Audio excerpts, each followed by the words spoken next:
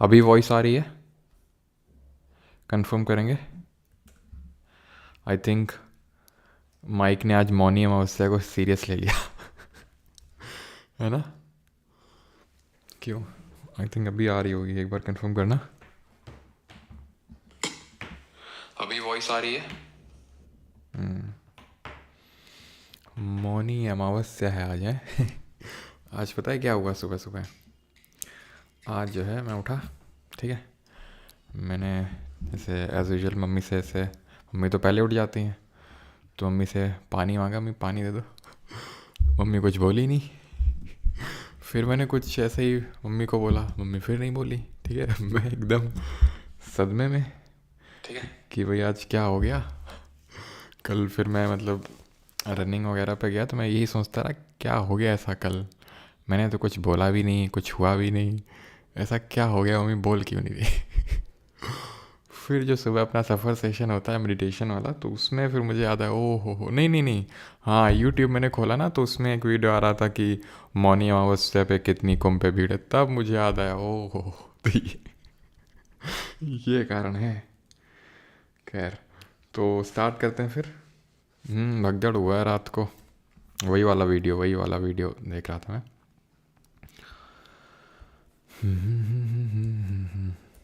चलो तो शुरू किया जाए।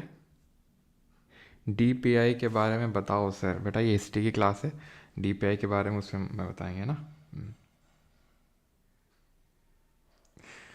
जिंदगी के सारे कांड याद आ गए होंगे सर इतने जिंदगी के सारे कांड तो नहीं भाई, कल के कांड याद है बस जिंदगी के कांड क्यों याद आएंगे भाई? क्यों? चलो भाई, सर ओयो में से आपका क्लास लाइव ले रहा हूँ। बेटा यही शिद्दत चाहिए, यही शिद्दत चाहिए, है ना? चलो स्टार्ट करते हैं क्विट इंडिया मूवमेंट, लेकिन एक्चुअल में यहाँ पे जहाँ पे हमने कल ख़त्म किया था वहाँ से शुरू करेंगे। तो परसों वाले लेक्चर हम लोगों ने ख़त्म किया था चौरी चौरा हत्याकांड पे, राइट? तो उसके आगे हमने कल स्टार्ट किया था, तो कल क्या क्या किया था उसको हम पहले रिवाइज़ कर लेते हैं, देन उसके बाद हम आएंगे। सभी लोग आंखें बंद कर लेंगे और सोएगा नहीं कोई, ठीक है? तो हमने देखा था 1922 में 4 फरवरी को हुआ था चौरी चौरा इंसिडेंट, जिसके बाद गांधी जी ने वापस ले लिया था नॉन कॉपरेशन मूवमेंट यानी कि असहयोग आंदोलन को। उसके बाद 1923 की अगर बात करेंगे तो यहाँ पे स्वराज पार्टी का गठन होता है। प्रो चेंजर्स जो स्वराज पार्टी बनाते हैं खिला, या फिर कांग्रेस खिलाफत स्वराज पार्टी गया सेशन ऑफ कांग्रेस में। और नो चेंजर अपना कंस्ट्रक्टिव वर्क करते रहते हैं, और प्रो चेंजर का भाई टारगेट था एंड और मेंड the council, public safety bill को डिफीट करने का काम किया। बाद में वो रेस्पॉन्सिविस्ट और नॉन रेस्पॉन्सिविस्ट में टूट जाते हैं। 1924 में क्या होता है? कानपुर बॉल्शेविक कॉन्स्पिरेसी केस होता है। ऐसे दंगे मुजफ्फर अहमद, नलिनी गुप्ता, ये सब लोग क्या करते हैं, अपनी कम्युनिस्ट पार्टी बना लेते हैं। लेकिन इससे पहले भी फॉरेन में यानी कि ताशकंद उज़्बेकिस्तान में MN रॉय, मनींद्रनाथ रॉय 1920 में अपनी एक खुद की CPI बनाते हैं। बाद में ये CPI फॉर्मलाइज हो जाती है, दोनों मर्ज हो जाती हैं कानपुर में 1925 में। 1929 में होता है मेरठ कॉन्स्पिरेसी केस होता है। और 1924 में एक और पार्टी बनती है जिसको हम HRA यानी हिंदुस्तान रिपब्लिकन एसोसिएशन के नाम से जानते हैं। ये जो पार्टी है कौन बनाता है? राम प्रसाद बिस्मिल बनाते हैं। रोशन सिंह, अशफाकुल्ला खान, राजेंद्र लहिरी, ये सब लोग बनाते हैं। मेन थे राम प्रसाद बिस्मिल। ये लोग काकोरी इंसिडेंट को अंजाम देते हैं। 1925 काकोरी जगह है लखनऊ के पास, वहाँ से ट्रेन गुजर रही थी, तो उसका जो भी ट्रेजरी है उसको खजाने को इन्होंने अपने अंडर में लाने का ये प्रयास था इनका। लेकिन आपको पता है कि इनमें से मैक्सिमम लोगों को फांसी हो गई, जैसे चाहे वो राजेंद्र लहिरी हो, चाहे अशफाकुल्ला खान हो, चाहे राम प्रसाद बिस्मिल हो। इसके बाद यही पार्टी फिर से रीऑर्गेनाइज होती है HSRA के रूप में, Hindustan socialist Republican association. Main founder थे चंद्रशेखर आज़ाद। 1928 में बनती फिरोज शाह कोटला में, लेकिन भगत सिंह, सुखदेव, राजगुरु ये लोग भी इन्वॉल्व थे। इन्होंने इंडिविजुअल हीरोइक एक्शन लेना शुरू किया, जैसे फॉर एग्जांपल सबसे पहले तो सॉन्डर्स की हत्या करना चाहते थे स्कॉट की हत्या, जेम्स स्कॉट, जिसने कि लाला लाजपत राय को लाठीचार्ज से मार डाला था। लेकिन गलती से सॉन्डर्स और एक पुलिस कांस्टेबल मर गया 1928 में ये हुआ, ठीक है। 1929 में बटुकेश्वर दत्त जी के साथ मिलकर भगत सिंह जी ने सेंट्रल लेजिस्लेटिव असेंबली में बॉम्ब फेंका, किसी को मारने के लिए नहीं, to make the deaf hear. और ये पब्लिक सेफ्टी बिल जो है उसके अगेंस्ट में ये जो है, और ट्रेड जो डिस्प्यूट बिल था उसके अगेंस्ट में ये बॉम्ब फेंका गया था। साथ ही साथ यहाँ पे इरविन की जो ट्रेन है उसको उड़ाने का प्रयास किया था चंद्रशेखर आज़ाद ने, जिसकी चलते उनको ब्रिटिशर्स ने घेर लिया था। आपको पता है 27 फरवरी 1931 को जो अल्फ्रेड पार्क हुआ करता था, अभी तो चंद्रशेखर आज़ाद पार्क है इलाहाबाद यानी प्रयागराज में, और उन्होंने खुद को गोली मार ली थी। और बाकी अगर हम बात करें तो जो भगत सिंह हैं, सुखदेव है और राजगुरु जी हैं, इनको लाहौर कॉन्स्पिरेसी केस, वही जो सॉन्डर्स की हत्या करी थी, उसमें इनका ट्रायल चला और इनको फांसी हुई 23 मार्च 1931 को, और उसको हम शहीद दिवस यानी कि मार्टायर्स डे के रूप में सेलिब्रेट करते हैं। अब कुछ कांग्रेस के साथ इंपॉर्टेंट क्या हो रहा था, तो 1927 में एक कमीशन बनता है, साइमन कमीशन। ठीक है, ये कमीशन मॉन्टेग्यू कल फॉर रिफॉर्म्स के हिसाब से बना था। ठीक है, कि एक कमीशन बनाया जाएगा जो इंडिया के फर्दर कॉन्स्टिट्यूशनल रिफॉर्म्स को टारगेट करते हुए बनाया जाएगा। 8 साल बाद इसको बनाया गया साइमन कमीशन 28 में वो भारत आता है और उसमें 7 मेंबर्स थे। ठीक है, चेयरमैन साइमन था और उसमें एक भी इंडियन नहीं था। इसके लिए जो मेनली कांग्रेस है उसने इसका अपोज किया, इसका पूरी तरह से विरोध किया कांग्रेस ने, किसका, साइमन कमीशन का, जिसमें कि क्लीमेंट एटली था जो बाद में चल के प्राइम मिनिस्टर भी बनता है। खैर, तो साइमन कमीशन का विरोध किया, साइमन गो बैक के नारे लगाए, यूसुफ मेरली ने ये टर्म दिया था साइमन गो बैक, लेकिन सब ने विरोध नहीं किया। अम्बेडकर जी ने इसका सपोर्ट किया और जो हिंदू महासभा थी उसने भी इसका सपोर्ट किया। खैर, इसके अब हुआ क्या था कि क्योंकि प्रोटेस्ट किया तो जो उस समय का सेक्रेटरी था बर्किनहेड, उसने चैलेंज दिया इंडियंस को। ठीक है, अपने दिमाग में चलाते रहिएगा, ऐसे नहीं कि खो गए कहीं और हैं। तो बर्किनहेड सेक्रेटरी ने चैलेंज दिया कि भाई आप अगर वैसे हो तो कैपेबल हो तो बना लो कॉन्स्टिट्यूशन जो सब एग्री कर जाए। बनाया, मोतीलाल नेहरू की चेयरमैनशिप में एक कमेटी बनाई गई और उसने एक नेहरू रिपोर्ट दी। वो नेहरू रिपोर्ट को ज़्यादातर लोगों ने खारिज कर दिया, अम्बेडकर जी ने, हिंदू महासभा ने, मुस्लिम लीग ने, जिन्ना तो यहाँ से पूरी तरह से अलग हो जाता है कांग्रेस से। तो जो पहले एक ambassador of Hindu Muslim unity बोला था सरोजिनी नायडू ने उसको, है ना। तो खैर वहाँ से ये सब अलग हो जाते हैं, तो ऐसे ज़्यादा कोई चलती नहीं। जिन्ना अपने अलग से 14 पॉइंट्स दे देते हैं और दिल्ली प्रपोजल दे देते हैं, कौन, अपने जो मुस्लिम लीग वाले हैं वो अलग से। क्लियर रहती है चीज़।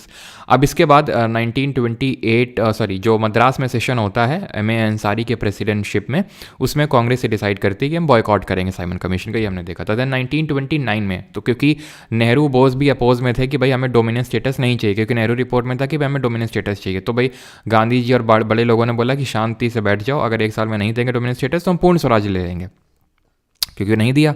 इरविन वॉइसरॉय था उस समय। तो फिर इन लोगों ने क्या किया, गांधी ने अपनी 11 डिमांड रखी कि देख लो, पहले तो लाहौर का सेशन हुआ, ठीक है, उससे पहले भी इन लोगों ने अपना दिल्ली मैनिफेस्टो दिया था, किसने, कांग्रेस ने, कि भाई ये हमारी डिमांड है, इरविन ने नहीं मानी। देन लाहौर का सेशन होता है दिसंबर 1929 में, नेहरू प्रिसाइड करते हैं। पूर्ण स्वराज अब गोल डिक्लेयर किया जाता है कांग्रेस का कि अब हमें पूर्ण स्वराज लेके रहना है, अब डोमिनेंस स्टेटस से कोई बात नहीं बनने वाली है, तो पूर्ण स्वराज लेंगे, नहीं कंप्लीट इंडिपेंडेंस। 26 जन 1930 को हम इंडिपेंडेंस अब सेलिब्रेट करने वाले, क्योंकि अब हम इंडिपेंडेंट हो चुके हैं। प्लस साथ ही साथ हम मतलब 29 दिसंबर 1929 को रावी नदी के तट पे झंडा वगैरह फहराया गया, वो हमने देखा था, झंडारोहण हुआ। ठीक है, अब जब इसके बाद यानी कि पूर्ण स्वराज गोल डिक्लेयर हो गया और यहाँ पे ये भी डिक्लेयर हुआ कि हम CDM that is civil disobedience movement भी लॉन्च करने वाले हैं, और जो फर्स्ट RTC होने वाली है इसको बॉयकॉट करने वाले हैं 1930 के एंड में। CDM लॉन्च होता है, लेकिन इससे पहले भी गांधी एक अल्टीमेटम देते हैं, 11 डिमांड्स अपनी रखते हैं इरविन के सामने, लेकिन इरविन नहीं मानता है। देन लॉन्च हो जाता है 12 मार्च 1930 को, 6 अप्रैल तक चलता है क्या, डांडी मार्च, जिसको सॉल्ट मार्च बोलते हैं, जहाँ गांधी जी ने सॉल्ट लॉ को वॉलेट किया। वो साबरमती आश्रम से जो अहमदाबाद में था से डांडी नवसारी तक मार्च करते हैं, और धारसाना में सॉल्ट का वो मतलब सॉल्ट लॉ को वॉलेट करने जाते हैं। लेकिन आपको पता है धारसाना में जैसे वो करने जाते हैं तो धारसाना में उनकी अरेस्ट हो जाती है, और जब उनकी अरेस्ट हो जाती है तो उनकी जगह मेन कौन आता है जो कि धारसाना में सॉल्ट रेट को वो करता है, तो वो थी हमारी जो सरोजिनी नायडू में। प्लस एक नाम और याद रखिएगा, and that is Abbas Tyab ji. Abbas Tyab ji, ये मैंने कल लिखवाया नहीं था नाम, लेकिन आप इस नाम को भी ध्यान रखेंगे, इन्होंने, इन दोनों लोगों ने मिलकर वहाँ पर धारसाना में सॉल्ट लॉ को वॉलेट किया। देन ये 241 माइल 241 मील लंबा ये सफ़र था। 78 डेलीगेट्स के साथ मिलकर गांधी जी ने यह मार्च निकाला था। ऐसे डिफरेंट जगहों में डिफरेंट लोगों ने अपना अपना मार्च निकाला, जैसे मद्रास वाले रीजन में C राजगोपालाचारी ने, नाखस पॉन्ड में जो बिहार में पड़ता है वहाँ नाखस पॉन्ड में अंबिका कांत सिन्हा ने, तो इस तरह से सब ने अपने अपने रीजन में इसको वो किया। ठीक।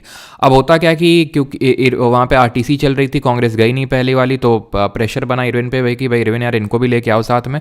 तो फिर अब जब गांधी जी और इरविन जी के बीच में एक पैक्ट साइन होता है, पैक्ट में कुछ गांधी जी की डिमांड इरविन मानता है, इरविन जी की डिमांड कुछ गांधी जी मानते हैं। जैसे कि इरविन मान लेता है कि ठीक है हम रिलीज़ करेंगे उन पॉलिटिकल प्रिजनर्स को जो जिन्होंने वॉयलेंस नहीं किया है, जिन्होंने पीसफुल तरीके से पिकेटिंग करी, धरना दी, उनको छोड़ देंगे, और जो लैंड थर्ड प्रॉपर्टी को अभी तक बेची नहीं गई उसको वापस कर देंगे।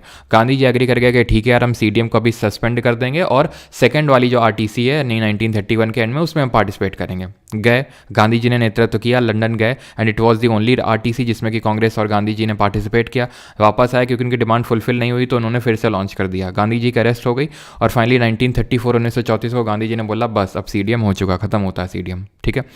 और इससे पहले क्या हुआ था, सेकंड आरटीसी में पार्टिसिपेट करने से पहले कराची सेशन हुआ था कांग्रेस का, जिसमें कि कांग्रेस ने एग्री किया कि ठीक है हम सेकंड आरटीसी में पार्टिसिपेट करेंगे, सीडीएम को टेम्परली क्या क्या करेंगे अभी ख़त्म कर देंगे टेम्पररी तरीके से। और यहाँ पर 2 रेजोल्यूशन अडॉप्ट किया गया, एफआर और यानी फंडामेंटल राइट और नेशनल इकोनॉमिक पॉलिसी। यहीं से डीपीएसपी जो है अपना ओरिजिन को ट्रेस बैक करते हैं कराची रेजोल्यूशन से।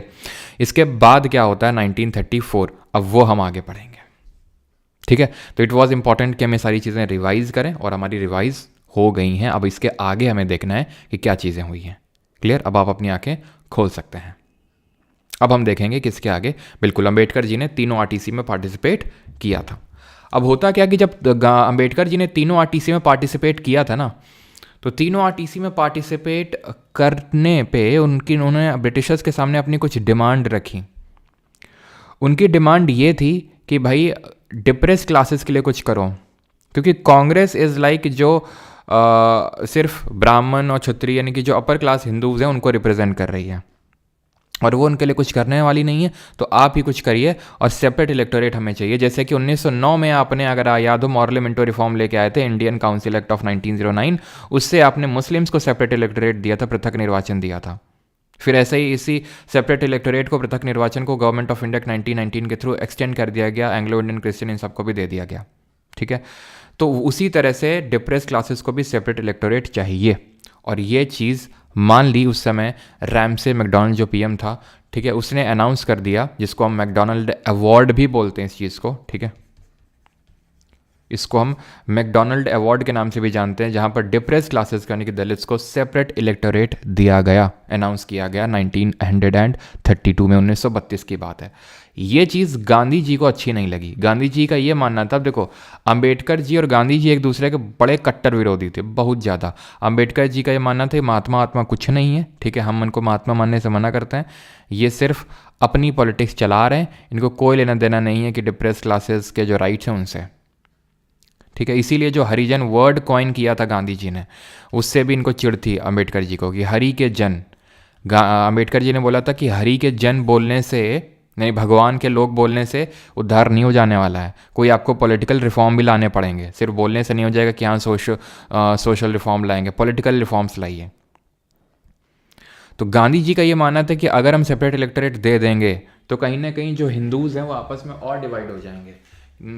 डिवीज़न होगा इस तरह से कि भाई अब अलग हैं। जैसे फॉर एग्जांपल सेपरेट इलेक्टोरेट मैंने आपको समझाया था जब 1909 का भी मैं आपको समझा रहा था कि जैसे मुस्लिम्स को आया था, तो उसका मतलब ये होता है कि मुस्लिम ही बंदा उस पर्टिकुलर जगह से खड़ा हो सकता है चुनाव में, और सिर्फ मुस्लिम ही वोट कर सकते हैं। मतलब उसी कम्युनिटी का ही बंदा खड़ा भी हो सकता है चुनाव में और वही वोट भी कर सकते हैं। तो ये होता है सेपरेट इलेक्टोरेट। तो गांधी जी का मानना था अगर हमने ऐसे किया तो और डिवीज़न हो जाएगा, हमें दलित्स को या फिर हरिजन्स को हिंदू जो कम्युनिटी उसमें संगठित रह के उनको उद्धार करना होगा। लेकिन इनका मानना था अम्बेडकर जी का कि ऐसा पॉसिबल ही नहीं है।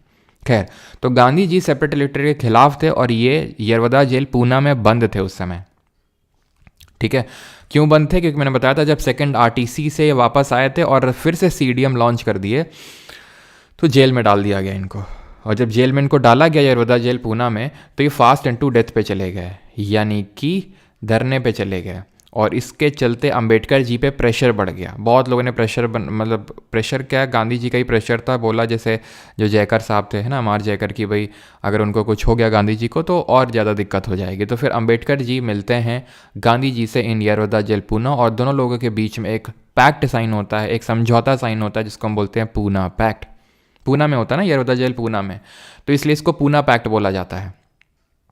तो ये कहाँ पर है? पूना में है। तो फास्ट एंड टू डेथ में चले जाते हैं और पूना पैक्ट साइन होता है किसके बीच में? गांधी और अंबेडकर के बीच में। अगर कभी गांधी जी ऑप्शन में ना आए तो हो सकता है मदन मोहन मालवीय ऑप्शन में आपको देखने को मिल जाए। क्यों? क्योंकि गांधी जी जेल में थे और ये माना जाता है कि उनके बिहाफ में मदन मोहन मालवीय, जो फाउंडर ऑफ हिंदू महासभा इन 1915, उन्होंने इसको साइन किया था।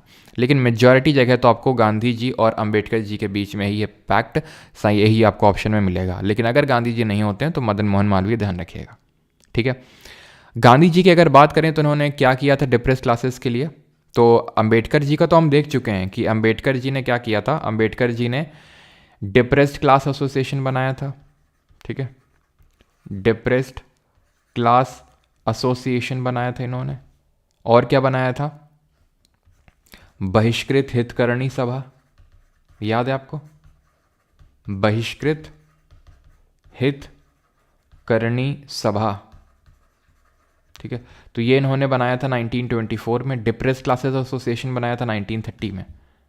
ठीक है, तो ये चीज़ आपको ध्यान रखनी है। तो उसी तरह गांधी जी ने यहाँ पर ऑल इंडिया अनटचेबिलिटी लीग बनाई, जो बाद में हरिजन सेवक संघ कहलाया, और इन्होंने हरिजन नाम का एक वीकली भी निकाला गांधी जी ने। तो जहाँ पर भी आपको हरिजन वर्ड दिख जाए तो वो गांधी जी से रिलेट करिएगा, ना कि अंबेडकर जी से। ठीक है, तो ऑल इंडिया अनटचेबिलिटी लीग ही बाद में जो 1932 में बनती है, वो बाद में जाके हरिजन सेवक संघ बन जाता है। तो ये एग्रीमेंट हो जाता है गांधी जी और अंबेडकर जी के बीच में। और ये एग्रीमेंट में क्या होता है कि भाई वी विल गिव अप, ठीक है, we will give up on separate electorate, यानी कि जो सेपरेट इलेक्टोरेट हैं ये हम नहीं मानेंगे। तो फिर क्या होगा? अंबेडकर जी एग्री कर गए, तो यहाँ पर ये माना गया फिर कि ठीक है सेपरेट इलेक्टोरेट नहीं होगा, तो जो सीट्स रिजर्व्ड हैं, जो सीट्स, एक सेकेंड, जो रिजर्व्ड सीट्स हैं दलित्स के लिए, उनको इंक्रीज किया जाएगा। Reserved seats will be increased. ये डिसाइड हुआ कि सेपरेट इलेक्टोरेट को गिव अप कर देंगे, वो नहीं अडॉप्ट करेंगे, और जो नंबर ऑफ सीट्स रिजर्व्ड हैं दलित्स के लिए उसको इंक्रीज कर लेंगे। और वो यहाँ पर होता है कहाँ पर? पूना पैक्ट में। इसके बाद आता है गवर्नमेंट ऑफ इंडिया एक्ट 1935। ये जो हमारी तीनों राउंड टेबल कॉन्फ्रेंसेस हुई थी, ठीक है, तीनों गोलमेज सम्मेलन, उसी का ही एक काइंड ऑफ हम बोल सकते हैं कि उसी के बेसिस पे ये गवर्नमेंट ऑफ इंडिया एक्ट 1935 लाया गया था, जिसके तहत प्रोविंसेस से, ये हम पहले ही पढ़ चुके हैं, बस हम रिवाइज कर रहे हैं। ठीक है, हम एक्ट वाली क्लास पहले ही कर चुके हैं कि इसने क्या किया, प्रोविंसेस से डायरकी को अबॉलिश कर दिया। जो कि कौन सा एक्ट लेके आया था, कॉमेंट करके बताएंगे जल्दी से। It introduce diarchy at central level, यानी सेंटर में डायरकी लाया। प्रोविंसेस से डायरकी हटा के प्रोविंसेस को ऑटोनॉमी दे दी, स्वायत्तता दे दी, और सेंटर में डायरकी को इंट्रोड्यूस कर दिया। जो कि 1919 ने एकदम उल्टा किया था। 1919 ने प्रोविंसेस में डायरकी लाके सेंटर में बाई कैमरल लेजिस्लेचर लाया था। इसने क्या किया? उल्टा कर दिया। इसने अब प्रोविंसेस को बाई कैमरल लेजिस्लेचर दे दिया, सबको नहीं, 6 आउट ऑफ 11 प्रोविंसेस को। इसने एक ऑल इंडिया फेडरेशन में आने की बात कही, लेकिन ये कभी वजूद में आ नहीं पाया। ठीक, और ये हम पॉलिटी में पढ़ चुके हैं कि ये जो एक्ट है ये हमारा मेन स्ट्रक्चर है हमारे कॉन्स्टिट्यूशन का, 1935 का जो भारत सरकार अधिनियम है, गवर्नमेंट ऑफ इंडिया एक्ट।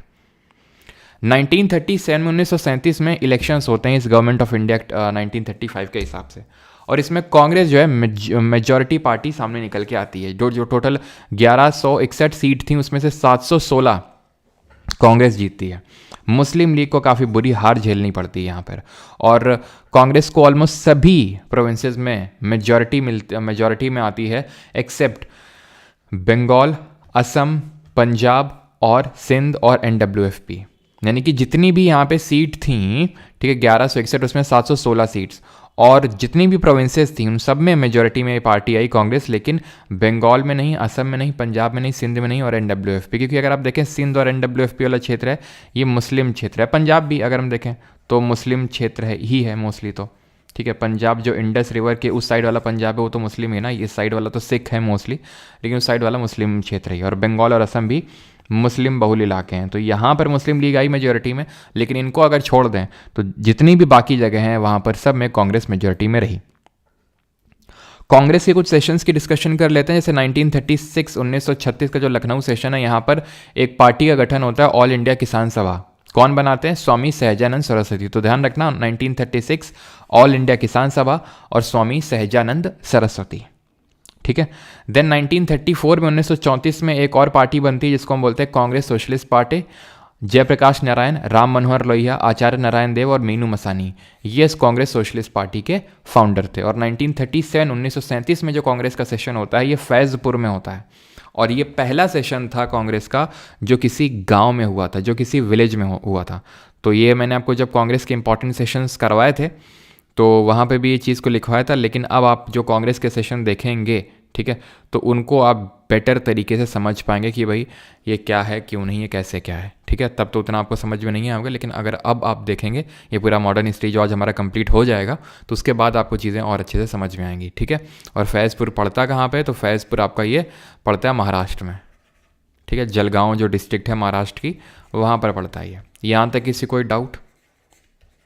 क्योंकि यहाँ से अब शुरू होने वाला है, चलो बाद में शुरू करवाते हैं, पहले ये करवा देते हैं, देन आप बताइएगा अगर किसी का कोई डाउट हो तो। इसको हम वैसे तो पहले भी थोड़ा सा हम डिस्कस कर चुके हैं ब्रीफ में, लेकिन और इसको फिर से डिस्कस करते हैं एक बार, ठीक है। तो एक बार फिर से इसको डिस्कस करते हैं, दैट इज़ 1938 और 1939, यानी 1938 और 1939 के जो कांग्रेस का सेशन है उसके बारे में। तो 1938 का जो सेशन होता है कांग्रेस का, ये हरिपुरा में होता है, और 1939 का जो होता है त्रिपुरी में होता है। ये हमने पहले पढ़ा था। हरिपुरा कहाँ पर है? गुजरात में है।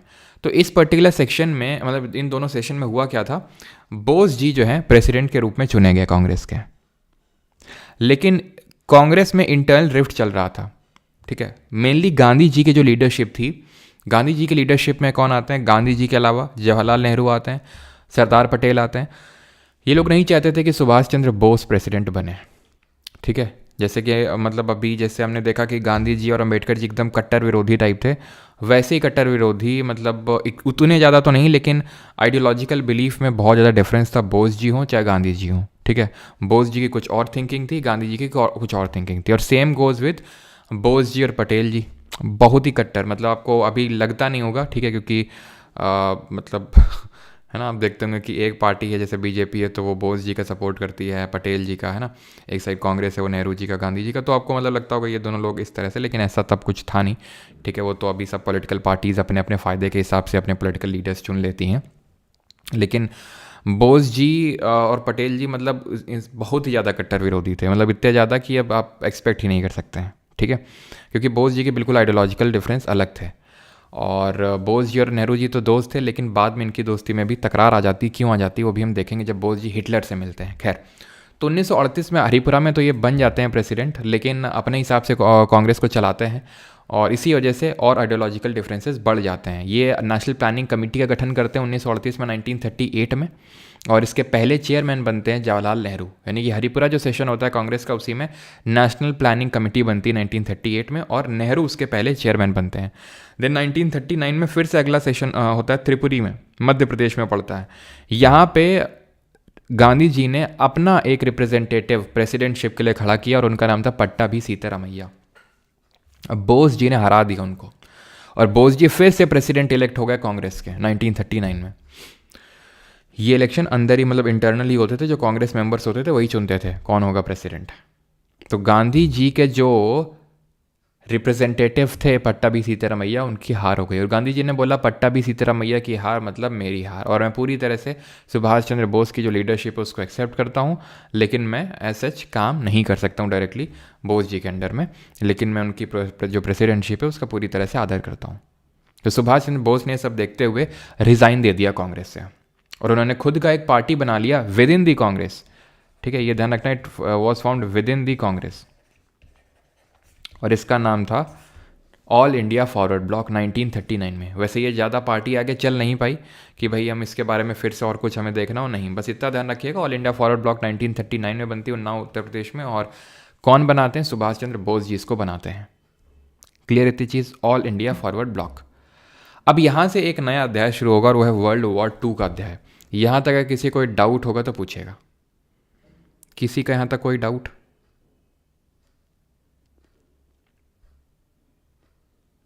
सर मैं आई गो टू वॉशरूम। बेटा पहले हाथ आगे करो एक।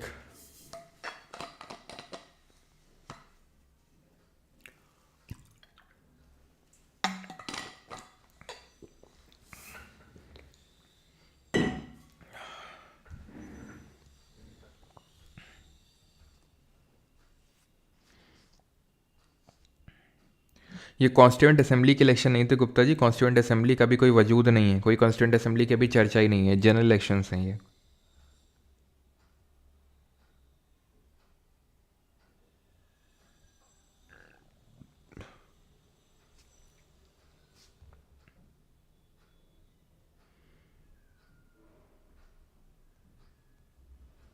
NWFP मीनिंग भाई, अब अभी तक आपको NWFP का मीनिंग नहीं पता है? रोज़ हम चर्चा करते हैं इसकी, नॉर्थ वेस्ट फ्रंटियर प्रोविंस, कल भी चर्चा करी थी कि भाई NWFP से किसने CDM को लीड किया था, जिनको कि हम सीमांत गांधी फिर फ्रंटियर गांधी बोलते, जिन्होंने खुदाई खिदमतगार बनाई थी, जिन्होंने रेड शर्ट मूवमेंट चलाया था। कौन थे वो? हाँ समराइज़ कर देंगे Krishna. I have a question, अब लिख देते तो क्वेश्चन में आंसर ना कर देता। आई हैव अ क्वेश्चन, मैं वेट करूंगा कि भाई क्वेश्चन आप लिखोगे।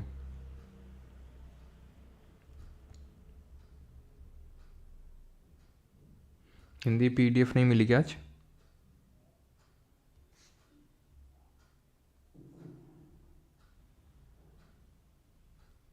गर्दन घुमाओ कार्यक्रम, चलो। तो कौन थे NWFP में लीड करने वाले? वो थे खान अब्दुल गफ़ार खान। खैर, अभी यहाँ से एक नया अध्याय शुरू होगा, वर्ल्ड वॉर 2, और ये पूरी तरह से शेप कर देगा अब हमारी इंडिपेंडेंस को। बस हमें बस आज़ादी मिलने ही वाली है बस, ठीक है? तो एक्साइटेड रहें कि नहीं आप? बस आपको कुछ ही देर में आज़ादी मिलने वाली है, और वो आज़ादी मिलने का जो प्रोसेस है वो तेज करने का काम किया इस वर्ल्ड वॉर 2 ने। कैसे, वो देखते हैं। अब हुआ ये कि दूसरा विश्व युद्ध, पहला कब हुआ था कमेंट बताओ, पहले कब से कब तक हुआ था? तो पहला हुआ था आपका 1914 से लेकर 18 तक, है ना? सेंट्रल पावर और एक्सिस पावर के बीच में। अब यहाँ पे वर्ल्ड वॉर 2 होता है 1939 में शुरू। क्या हेडशर्ट? हाँ सर, NTPC का यार स्टार्ट होगा, लेकिन अभी नहीं, मतलब फेब में स्टार्ट होगा, ठीक है? बस ज़्यादा दिन बचे नहीं है फेब में।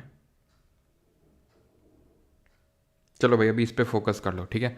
वर्ल्ड वॉर 2 पे। तो वर्ल्ड वॉर 2 1939 में स्टार्ट होता है। कब? सितंबर के मंथ में। अब इसमें दो साइड थी, एक तो एलाइड और एक एक्सिस। एलाइड में थे ब्रिटेन, USA और USSR, और एक्सिस में थे जर्मनी, इटली और जापान। ये जो USSR आपको दिख रहा है, जो रशिया है, पहले सोवियत यूनियन हुआ करता था, जिसको कि हम USSR के नाम से जानते थे, लेकिन आपको पता है जो यूक्रेन है पहले USSR का ही पार्ट था, तो ये सब अलग हो गए थे बाद में, तो रशिया बन गया। खैर, तो तब तो USSR हुआ करता था, सोवियत यूनियन। ये पहले इस साइड था। एक्चुअल में जर्मनी का आपको पता है कौन था शासक? Hitler, Adolf Hitler. इसी की वजह से सभी शुरू हुआ था, अडोल्फ हिटलर की वजह से, क्योंकि अडोल्फ हिटलर ने क्या किया था, USSR के साथ मिलके, सोवियत यूनियन के साथ मिलके इसने पोलैंड पे अटैक कर दिया था। Poland was a colony of Britain, ठीक है? अब पोलैंड पर जब अटैक कर दिया अडोल्फ हिटलर ने, तो यहीं से ही सितंबर 1939 में ये वॉर शुरू हो जाती है, ठीक है? अब USSR यहाँ पे क्यों गया, वो सारी चीज़ें अभी हम देखते हैं, ठीक है? इस वाले एलाइड वाले साइड में, ठीक है? लेकिन हाँ अब वो भी चलो देख ही लेते हैं। एक्चुअल में हुआ ये कि USSR यानी सोवियत यूनियन पर अटैक कर दिया जर्मनी ने, यानी हिटलर ने पहले सोवियत यूनियन के साथ मिलके एक ट्रीटी साइन करी और पोलैंड पे अटैक कर दिया। और जब पोलैंड पे कब्जा कर लिया, धीरे धीरे कब्जा करना शुरू कर दिया हिटलर ने, तो उसको लगा अब तो आराम से जीत जाएंगे, तो उसने सोवियत यूनियन पे कब्जा कर लिया। और जब सोवियत यूनियन पे कब्जा कर लिया, तो सोवियत यूनियन अब एलाइड साइड में चला गया, और उसने अब जर्मनी पे चढ़ाई कर दी। और जब जर्मनी पे चढ़ाई कर दी, तो इसीलिए हिटलर को जो है सुसाइड कमिट करना पड़ता है। ये तो आपको पता होगा ना कि हिटलर कमिटेड सुसाइड, ठीक है? हिटलर कमिटेड सुसाइड इसी वजह से। और हिटलर की ऑटोबायोग्राफी का नाम क्या है? हिटलर की ऑटोबायोग्राफी का नाम ध्यान रखिएगा यहाँ पर, एंड दैट इज मेन कैम्फ, ठीक है? अब होता क्या है कि कांग्रेस जो है वो खफा थी। वर्ल्ड वॉर 2 जैसे ही शुरू हुआ, तो कांग्रेस ने, ठीक है, कांग्रेस ने क्या किया, अक्टूबर 1939 में, सितंबर में वॉर शुरू होता है, और अक्टूबर में कांग्रेस ने सारी मिनिस्ट्री से रिजाइन कर दिया। क्यों रिजाइन कर दिया? क्या कारण था रिजाइन करने का? कारण यह था कि कांग्रेस से बिना पूछे ही ब्रिटेन ने यह अनाउंस कर दिया कि इंडिया ब्रिटेन के साइड में है, एलाइड पावर के साइड में है इन दी वर्ल्ड वॉर 2। यानी ब्रिटेन के वॉर एफर्ट्स को इंडिया सपोर्ट कर रहा है। लेकिन ऐसी किसी भी पार्टी से इस चीज़ का कंफर्मेशन नहीं लिया था, ब्रिटेन ने अपने आप ही सपोर्ट कर दिया। इसीलिए इसके अपोज में, इसका अपोज करने के लिए प्रोटेस्ट के तौर पे कांग्रेस ने अपनी सभी मिनिस्ट्री से रिज़ाइन कर दिया, क्योंकि बिना परमिशन के उनको जो है वर्ल्ड वॉर 2 में जो है झोंक दिया गया। अब यहाँ पे क्या होता है 1940 में, क्योंकि कांग्रेस ने तो अपना सपोर्ट विदड्रॉ कर लिया था कि भाई हम तो ऐसे सपोर्ट नहीं करने वाले हैं जब तक हमारी डिमांड मीट नहीं होंगी। तो हुआ ये कि जो उस समय का प्राइम मिनिस्टर था, जब वर्ल्ड वॉर 2 चल रहा था, तो प्राइम मिनिस्टर था ब्रिटेन का विंस्टन चर्चिल। ठीक है, विंस्टन चर्चिल था। तो उसने क्या किया उस पर, क्योंकि प्रेशर बढ़ रहा था, क्योंकि ये जो एलाइड पावर है, जो जर्मनी वाला साइड है, ये एकदम चढ़ाई पे चढ़ाई कर रहा था। ठीक है, तो इस पर प्रेशर बन रहा था। ठीक है, क्या प्रेशर बन रहा था, क्योंकि ये तो हिटलर तो बाद में मरता है ना, हिटलर अभी थोड़ी ना मरा है, वो तो आप ये समझ लो कि 1942 में तो बोस और हिटलर की मीटिंग ही हुई थी 29 मई को, तो उसके बाद ही मरा होगा, वैसे बात है। तो 1940 में अगस्त ऑफर भेजा गया, क्योंकि प्रेशर बढ़ रहा था। विंस्टन चर्चिल जो प्राइम मिनिस्टर था, किसकी ओर से, जो रूजवेल्ट था। रूजवेल्ट उस समय यूएसए का जो है प्रेसिडेंट हुआ करता था।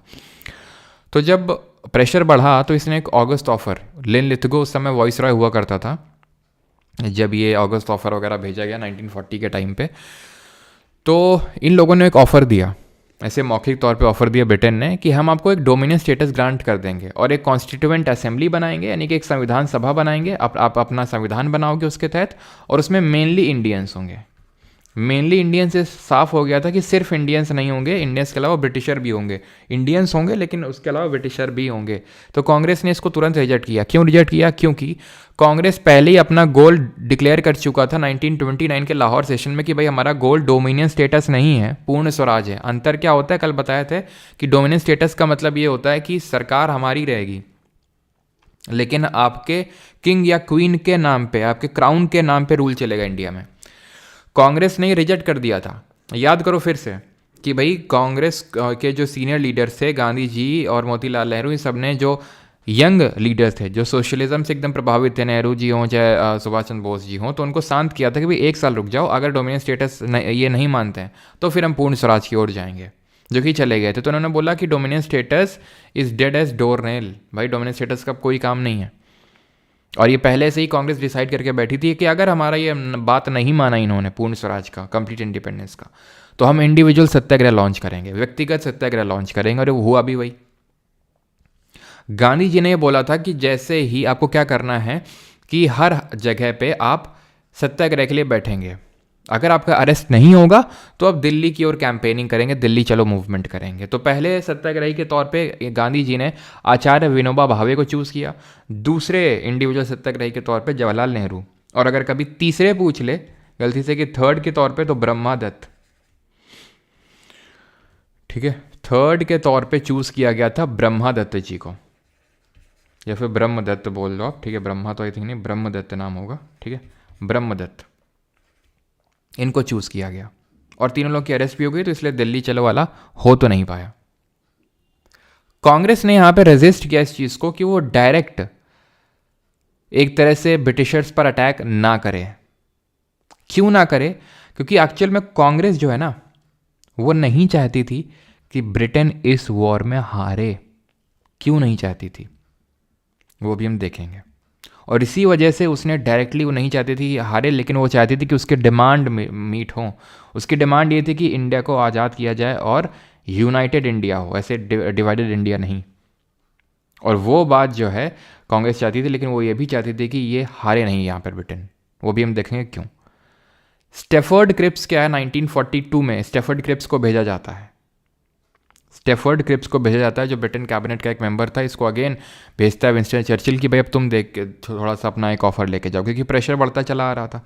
अभी भी ये समझ लो कि जो एलाइड पावर था, ब्रिटेन वाला साइड था, वो एकदम अभी आप ये मान लो कि बैक फुट पे था पूरी तरह से। ऐसा लग रहा था कि एलाइड तो हारने वाले हैं, ये बहुत ज़्यादा चांसेस लग रहे थे। तो इसलिए स्टेफर्ड क्रिप्स को भेजा गया।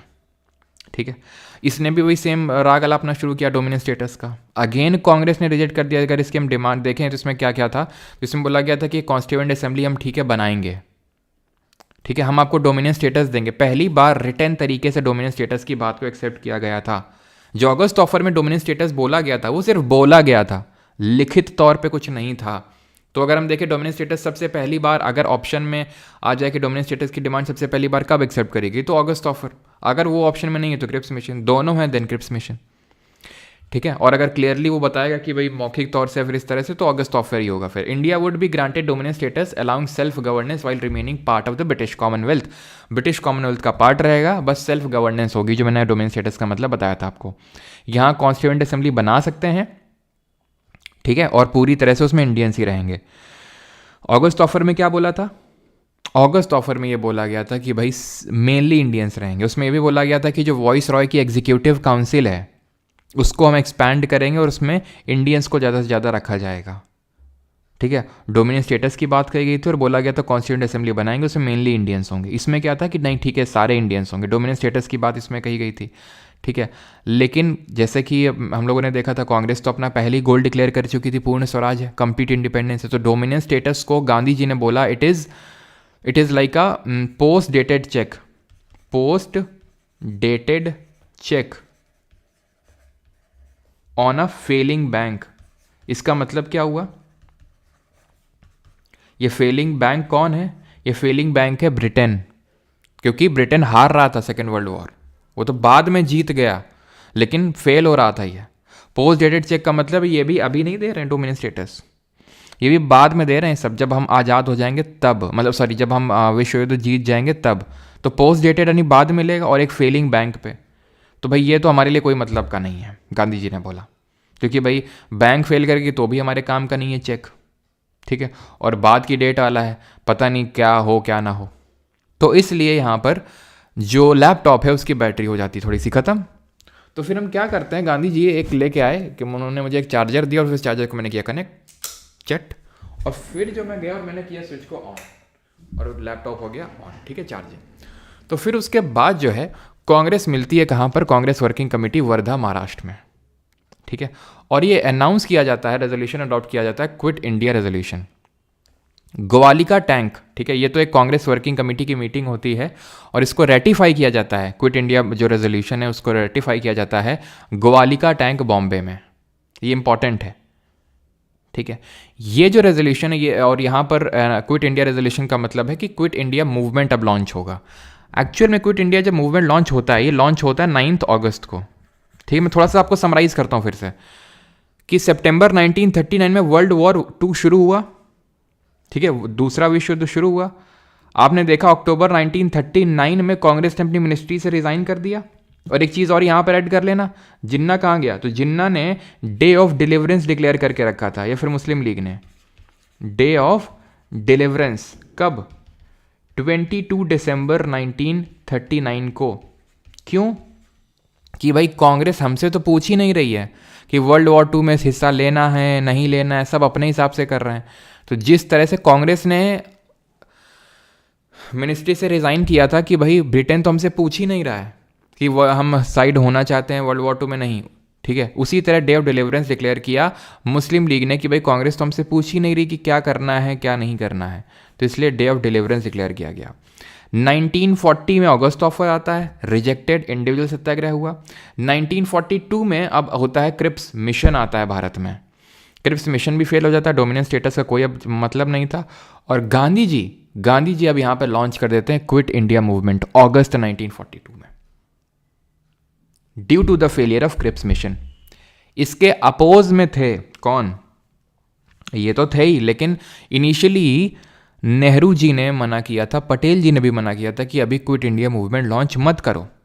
नेहरू जी का ये मानना था कि अगर हमने क्विट इंडिया मूवमेंट को लॉन्च कर दिया तो जो जिन्ना है उसको, क्योंकि हमारी अरेस्ट हो जाएगी फॉर श्योर, और जब सब अरेस्ट हो जाएंगे टॉप के लीडर्स, तो किसको मौका मिल जाएगा अपना जो एजेंडा उसको फैलाने का? जिन्ना को। तो वो जो अखंड भारत का सपना देख रहे हैं, लेट मी टेल यू, मतलब अभी तो आप सुनते होंगे बीजेपी अखंड भारत का मतलब बोलती रहती अखंड भारत, तो वही अखंड भारत का जो राग है वो पहले कांग्रेस अलापती थी उस टाइम पे कि भाई हमें तो अखंड भारत चाहिए, डिवाइडेड इंडिया नहीं। और पाकिस्तान को जिन्ना को ये था कि हमें सेपरेट नेशन चाहिए।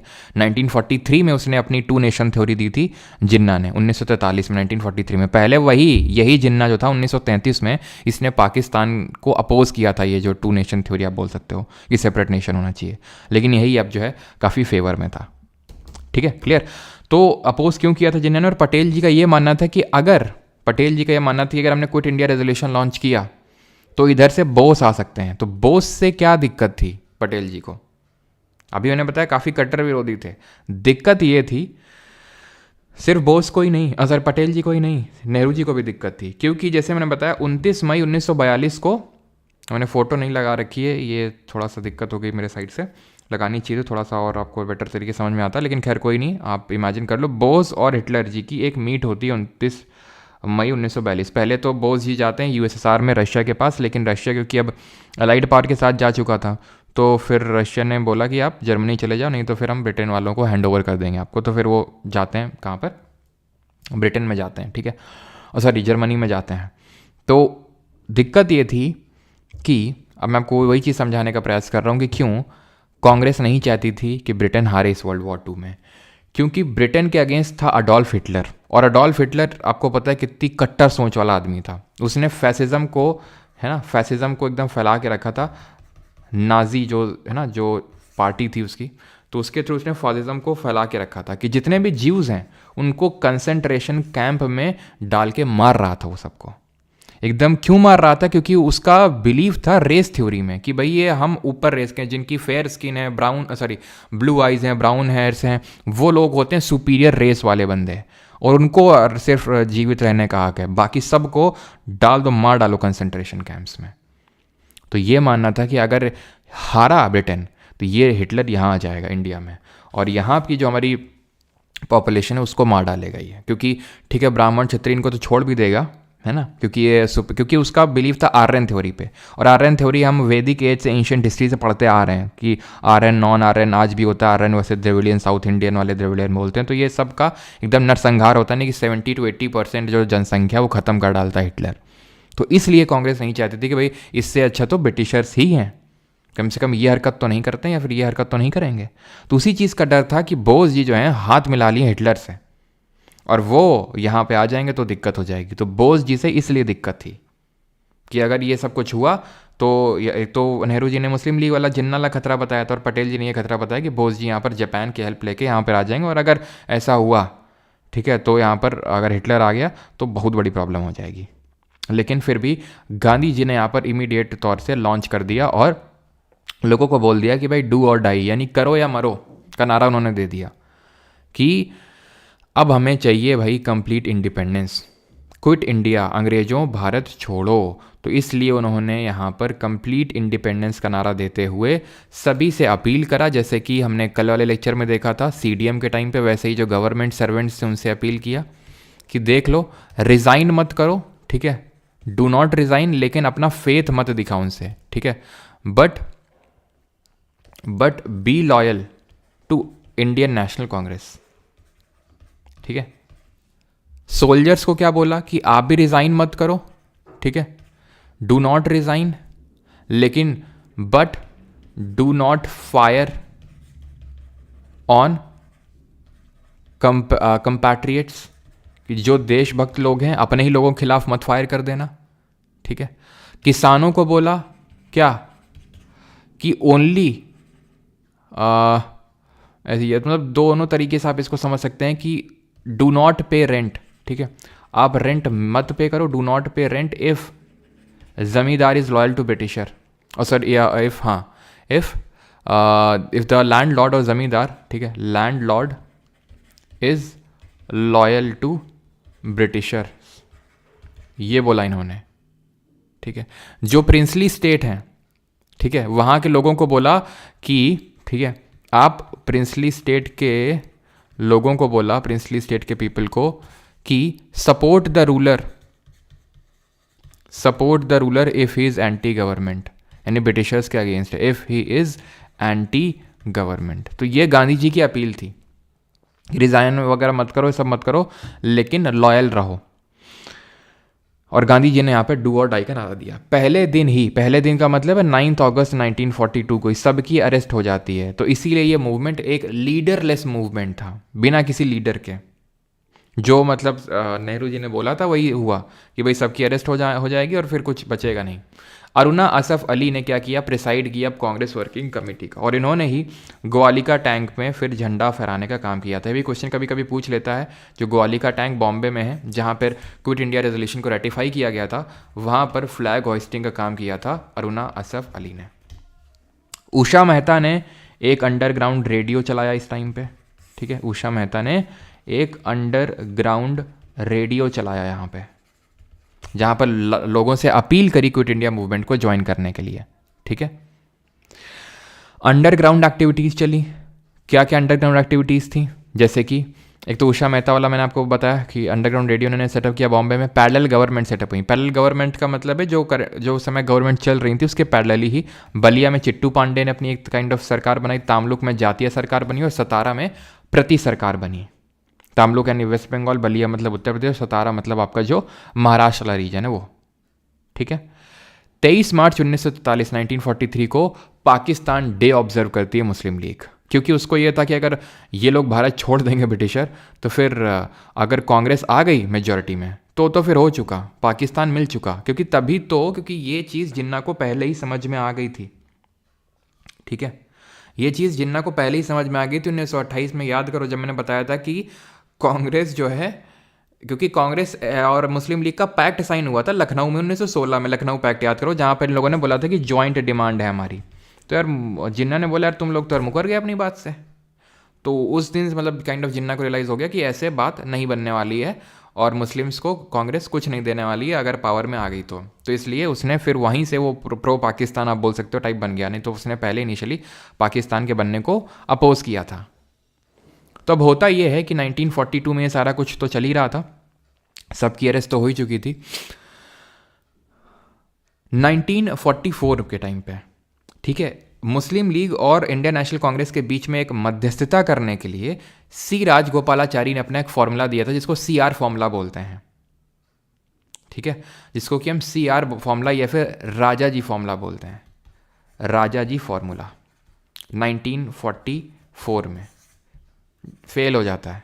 कुछ नहीं पढ़ना इसमें, बस इतना कि CR फॉर्मूला किसने दिया था, कब आया था। अब है क्या ना, जब मैं ऑप्शन में यही एग्जाम में जब क्वेश्चन बनेगा अभी लग रहा होगा ठीक है CR फॉर्मूला कितना आसान है, देखो यार सी राजगोपालाचारी, वहाँ पे ऑप्शन में दे दूंगा ना CR फॉर्मूला किसने दिया था, और ऑप्शन ए दे दूंगा चितरंजन दास।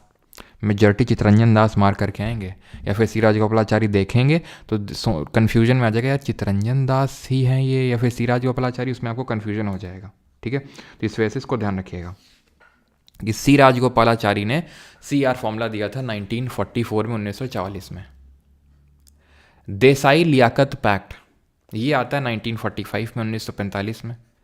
ये क्या था देसाई लियाकत पैक्ट, तो भूला भाई देसाई थे कांग्रेस से और मुस्लिम लीग से थे लियाकत अली खान, जो ये पाकिस्तान का पहला प्रधानमंत्री बनता है, ठीक है। तो भूला भाई देसाई और ये इन लोगों ने, लियाकत ने क्या किया, अगेन मध्यस्थता करने की कोशिश की, अगेन फेल्ड। देन अब वेवेल भेजा जाता है, वेवेल प्लान लेके। 1945 आते आते वर्ल्ड वॉर 2 समाप्ति की ओर था और ये पूरी तरह से श्योर हो चुका था कि अब यहाँ पर जीत हो गई है एलाइड पावर की, ब्रिटिशर्स की। क्यों? क्योंकि अभी तक जो हिटलर है उसने सुसाइड कर लिया था, और जब हिटलर ने सुसाइड किया वहीं से श्योर हो गया था कि अब क्यों हिटलर ने सुसाइड कर लिया था, मैंने आपको बताया, क्योंकि USSR वहाँ तक पहुँच चुका था, ठीक है। तो हिटलर ने यहाँ पर कमिट किया सुसाइड 1945 में अप्रैल के टाइम पे। जापान अभी भी सुधर नहीं रहा था, जापान भी इंपेरियलिस्ट टाइप ही था पूरा, ठीक है। आज आपको काफ़ी सीधा साधा लगता होगा जापान, लेकिन उस टाइम पे नहीं था, ठीक है। ब्रिटेन से भी गंदा इंपेरियलिज्म उसका था, ठीक है। तो वो भी कांग्रेस वाले चाहते थे कि यहाँ पर अगर बोस इनको लेके आएगा जापानीज़ को, तो वो ब्रिटेन से गंदा इंपेरियलिज्म तो जापानीज़ का है, ठीक है। वो भी इंडिपेंडेंस है सच हमें कोई नहीं देने वाले हैं, वो भी हमें रूल ही करने लगेंगे। तो जापानीज़ में आपको पता है कि भाई अगस्त के टाइम पे जापान में 1945 में क्या करी गई, बॉम्बिंग करी गई, और वो बॉम्बिंग आपको सभी को पता होंगी, और वो बॉम्बिंग है हिरोशिमा और नागासाकी की बॉम्बिंग। पता है ना सभी को, हिरोशिमा और नागासाकी की बॉम्बिंग। तो ये जो हिरोशिमा और नागासाकी की बॉम्बिंग है, हिरोशिमा और नागासाकी दोनों सिटीज़ हैं, मैं आपको बता दूं, ठीक है। हिरोशिमा और नागासाकी। ठीक है, तो ये दोनों सिटीज़ हैं। यहाँ पर 6 अगस्त को हुआ था और यहाँ पे 9 अगस्त को बॉम्बिंग हुआ था। तो इसको लिटिल बॉय के नाम से जाना जाता है, ये जो बॉम्ब ड्रॉप किया गया था। ठीक है, यूरेनियम टाइप बॉम्ब था ये। ठीक है, तो इसको लिटिल बॉय के नाम से जाना जाता है। ठीक है, तो ये चीज़ आपको ध्यान रखनी है कि बॉम्बिंग की, जैसे ही बॉम्बिंग हुई उसके बाद पूरी तरह से सरेंडर कर देता है।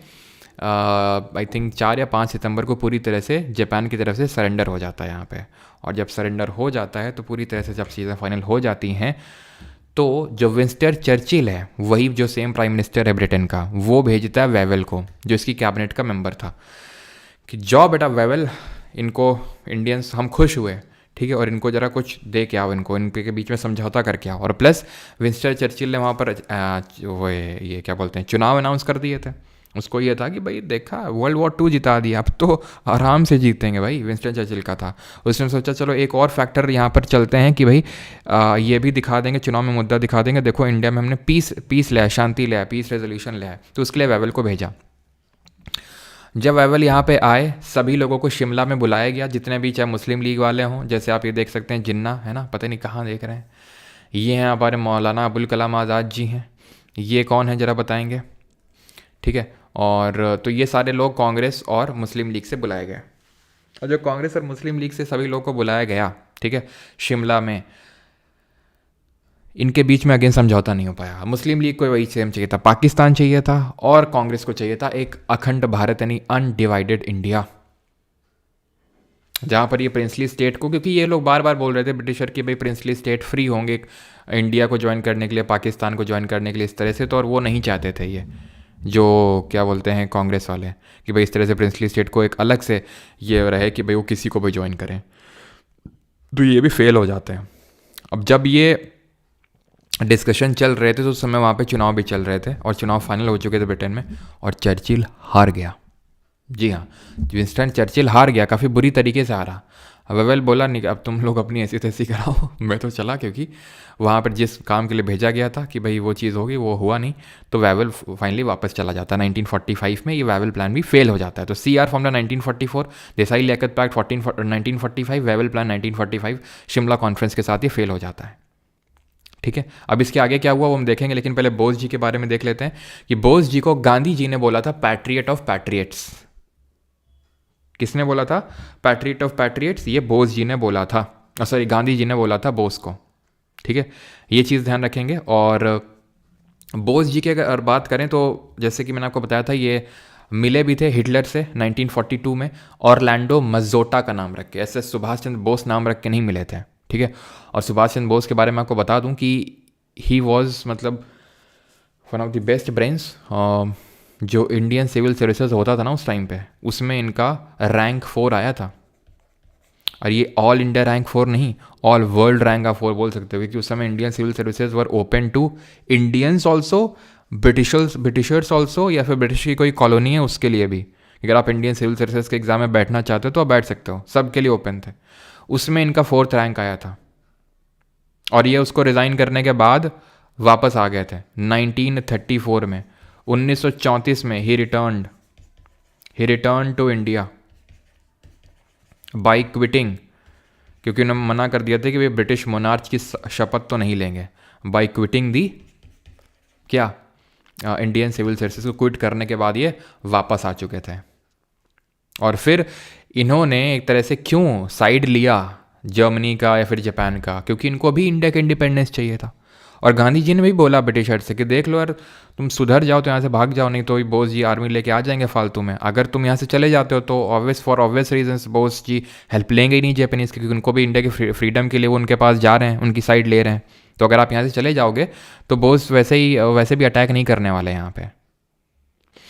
इन्होंने क्या किया, इन्होंने एक आज़ाद हिंद फौज का गठन किया।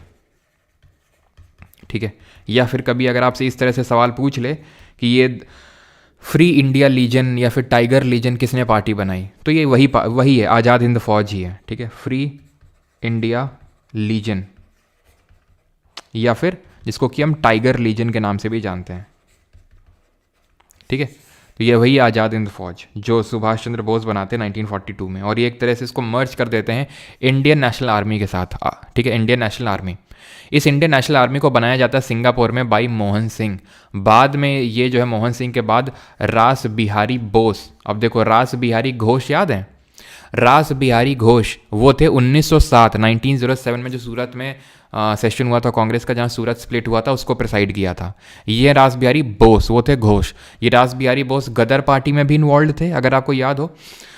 इन्होंने 1942 में बनाया यहाँ पर क्या 1942 के टाइम पे इन्होंने इंडियन नेशनल आर्मी को ज्वाइन किया। बाद में इन्होंने ही सुभाष चंद्र बोस जी को इसकी लीडरशिप दे दी, जहाँ पर उन्होंने आज़ाद हिंद फौज या फिर फ्री इंडियन लीजन या फिर जो टाइगर लीजन है जिसको कि इन्होंने बनाया था 1940s के टाइम पे ही, तो उसको इन्होंने मर्ज कर दिया इसके साथ, ठीक है। और मर्ज करने के बाद इन्होंने इसमें एक विमेन रेजिमेंट भी खड़ी करी, उसका नाम था रानी लक्ष्मीबाई रेजिमेंट, ठीक है।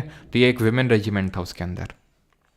15 अगस्त तक जैसे मैंने बताया जापान सरेंडर कर चुका था 1945 में, लेकिन और बोस जी की जो है यहाँ पर डेथ हो जाती है 18 अगस्त को। कैसे डेथ होती है? प्लेन क्रैश से, ठीक है। ताइवान में प्लेन क्रैश हो जाता है और वहाँ पे इनकी डेथ हो जाती है। लेकिन अगेन काफ़ी कंट्रोवर्सी चलती है, गुमनामी बाबा है ना, और ये सुभाष चंद्र बोस को नेहरू ने मरवाया था, ये सब काफ़ी कंट्रोवर्सी चलती है, जो मैंने आपको कल बताया था, क्योंकि इसलिए चलती है क्योंकि वो मज़ा आता है लोगों को सुनने में। ऐसा कुछ कोई वो नहीं है कि गुमनामी बाबा और ये, क्योंकि उसके भी साक्ष्य मिले हैं, ठीक है। सुभाष चंद्र बोस के एशेज़ अभी भी जापान में रखे हुए हैं, ठीक है। तो सब कंट्रोवर्सीज़ हैं कि नेहरू ने मरवाया और बोस जी जो है गुमनामी बाबा के तौर पे अभी भी जिंदा हैं, ये सब ठीक है, सिर्फ थ्योरीज़ हैं, ठीक है, कंट्रोवर्सी थ्योरी। बाकी आप कोई एग्ज़ाम निकालना है तो जो एग्ज़ाम के पर्सपेक्टिव से वो आप पढ़िए बस, है ना। First person to give father of nation, तो फादर ऑफ नेशन का जो टाइटल है वो दिया था गांधी जी को सुभाष चंद्र बोस ने ही, ठीक है। कब दिया था? 1944 में, जब एक्चुअल में बोस जी को भी रियलाइज़ हो गया था कि अब यहाँ पे हार चुका है जापान और कहीं ना कहीं अब जापान निकलने वाला है, सॉरी ब्रिटेन निकलने वाला है। पहले ब्रिटेन जीत गया लेकिन अब वो निकलने वाला है, और कहीं ना कहीं गांधी एक सेंट्रल लीडर है। बोस जी को आज हम इतना जानते हैं, लेकिन तब उस समय क्योंकि ठीक है उतना पॉपुलैरिटी नहीं था मासेस के बीच में, ठीक है। तो वो उन्हें पता था कि भाई जो गांधी जी हैं उन्हीं की टॉप लीडरशिप यहाँ पे रहेगी, और इसी के चलते जो है उन्होंने फादर ऑफ नेशन का टाइटल दिया। कहाँ से? सिंगापुर जो रेडियो है ना, वहाँ से इन्होंने फादर ऑफ नेशन कह के संबोधित किया बोस जी ने किसको? गांधी जी को। और गांधी जी ने बोस जी को क्या बोला था? Patriot of patriots. इनके कुछ फेमस स्लोगन्स हैं बोस जी के, एक तो दिल्ली चलो, ठीक है। दिल्ली चलो कब इन्होंने शुरू किया था? जब जापान में थे कि भाई अब दिल्ली पे हमें चढ़ाई करनी है। गिव में blood I shell give you freedom, और जय हिंद, ठीक है। आईएनए हो, ठीक है, या फिर जो जापानीज़ का सपोर्ट लिया बोस जी ने वो एक्चुअल में इस तरह से लिया, आईएनए में कोई और नहीं बल्कि प्रिजनर ऑफ वॉर थे। प्रिजनर ऑफ वॉर का मतलब ये है कि ब्रिटिश इंडिया आर्मी थी उसमें मेनली इंडियंस थे, तो उनको इंडियंस भी थे और ऑब्वियस बात है वो भी फॉरेन मतलब ब्रिटिश सोल्जर्स भी थे, लेकिन मेनली इंडियंस थे अभी तक, क्योंकि बहुत ज़्यादा फोर्स की डिमांड आ रही थी। और तभी तो ब्रिटिशर्स सपोर्ट चाहते थे इंडिया का, क्योंकि मास है इंडिया में और वो हमें सोल्जर के तौर पर रिक्रूट तभी होंगे अच्छे से जब इंडियंस का सपोर्ट रहेगा। तो जापान, जैसे फॉर एग्जांपल जापान क्या करता था, इनको कब्जे में ले लेता था, ठीक है। तो सबको कब्जे में ले लिया है, तो भाई मोहन सिंह ने बात बोली जापानीज़ को कि भाई देखो यार, जो इंडियंस को अपने कब्जे में ले रखा है वो तो हम खुद चाहते हैं कि यहाँ से जाए ब्रिटेन, हम तो मजबूरी में लड़ रहे हैं, तो आप वो प्रिजनर ऑफ वॉर मतलब निकाल के दो, हम एक आर्मी तैयार करेंगे और उस आर्मी को हम यूज़ करके इंडिया पर अटैक करेंगे। क्यों? क्योंकि हमें भी इंडिया से ब्रिटिशर्स को हटाना है, तो इसलिए जापानीज़ ने इनको दिया। बाद में रास बिहारी बोस को भी सपोर्ट दिया ब्रिटिशर्स ने, और यहाँ तक कि रास बिहारी बोस को मैंने आपको पहले ही बताया था, ठीक है, order of the rising sun का अवार्ड, जो इनका one of the highest civilian award होता है, वो भी दे के रखा था जापान ने। किसको? रास बिहारी बोस को, ठीक है। तो ये चीज़ ध्यान रखनी है आपको, ये स्लोगन्स ध्यान रखने हैं आपको। अब यही आईएनए ट्रायल्स भी होते हैं। आईएनए ट्रायल क्या है? इंडियन नेशनल आर्मी के, क्योंकि अब वो आईएनए के सोल्जर जो ब्रिटिश इंडियन सोल्जर्स थे और ब्रिटिशर्स के खिलाफ अब लड़ने लगे थे। क्यों लड़ने लगे थे आपको समझ में आ रहा है? क्योंकि ये कोई और नहीं बल्कि प्रिजनर ऑफ वॉर थे जो मोहन सिंह ने छुड़वाए थे और इनका यूज़ करके इंडिया पर अटैक करवा रहे थे ब्रिटिशर के खिलाफ। अब क्योंकि ब्रिटेन जीत गया है, अलाइड पावर जीत गया, एक्सिस पावर हार गया है, जापान हार गया है, तो अब इनको क्या लिया गया कि अब आ जाओ। ब्रिटिशर्स ने बोला कि अब तुम आ जाओ, अब हम तुम्हारे खिलाफ ट्रायल चलाएंगे, और पब्लिक ट्रायल का अनाउंसमेंट किया गया। रेड फोर्ट में ट्रायल चलाया गया। पहला जो ट्रायल चला वो इन 3 सोल्जर्स के खिलाफ चला। प्रेम कुमार हिंदू, ठीक है, प्रेम कुमार सहगल हिंदू, शहनवाज खान मुस्लिम और गुरबख्श सिंह ढिल्लन सिख।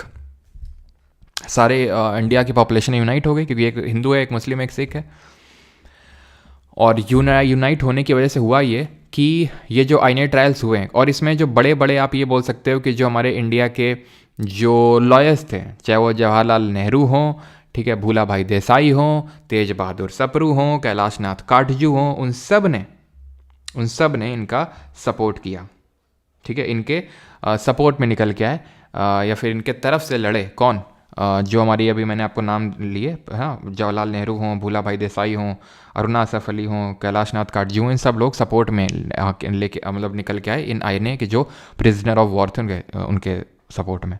तो इसके चलते ब्रिटिशर्स ने इसको सस्पेंड कर दिया, रिलीज़ कर दिया सभी आईने के जो सस्पेक्ट्स थे उन सभी को।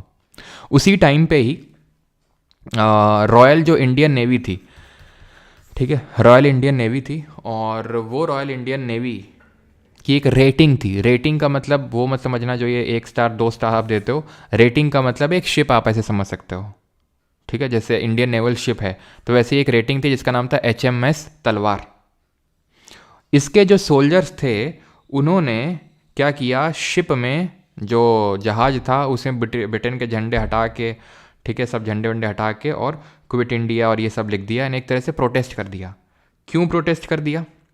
उसका भी रीज़न है, क्योंकि हुआ क्या था कि सेकेंड वर्ल्ड वॉर के चलते ब्रिटिशर्स ने बहुत लार्ज अमाउंट में नेवी के लिए, ठीक है, रॉयल इंडियन नेवी के लिए सोल्जर्स रिक्रूट किए। इंडियंस थे, उनको बहुत ही गंदा ट्रीटमेंट दिया जाता था, बहुत गंदा ट्रीटमेंट उनको मतलब एक तरह से नीचे दिखाया जाता था ब्रिटिश सोल्जर्स के सामने। बहुत लिविंग कंडीशंस ख़राब थी। तो इस चीज़ का ये प्रोटेस्ट था जिसको हम RIN म्यूटिनी के नाम से जानते हैं, जो 1946 के टाइम पे होती 1946 में। तो बस इतना ध्यान रखना है आपको, ठीक है, इतनी चीज़ आपको यहाँ पर ध्यान रखनी है। तो 1945 में हमने यहाँ पे ख़त्म किया था कि वेवेल प्लान आया था, फेल हो गया था। तो फाइनली अब एक प्लान आता है जिसको हम बोलते हैं कैबिनेट मिशन प्लान। ये भेजता है Clement Attlee, the new prime minister of Britain. पहले ये बताओ यहाँ तक क्लियर है कि नहीं, सभी को कोई डाउट तो नहीं है?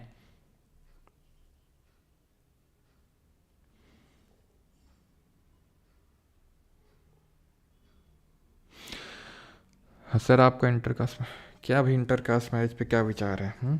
जो पूछ रहे हैं उत्तर बताओ, कोई डाउट हो?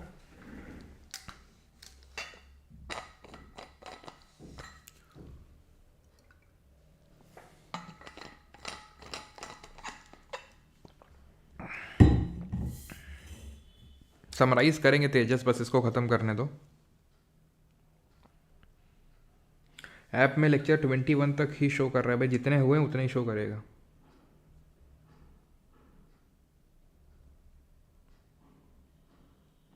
जलेबी खिलाना सर आज़ादी के बाद बिल्कुल जलेबी खिलाएंगे, चिंता मत करो।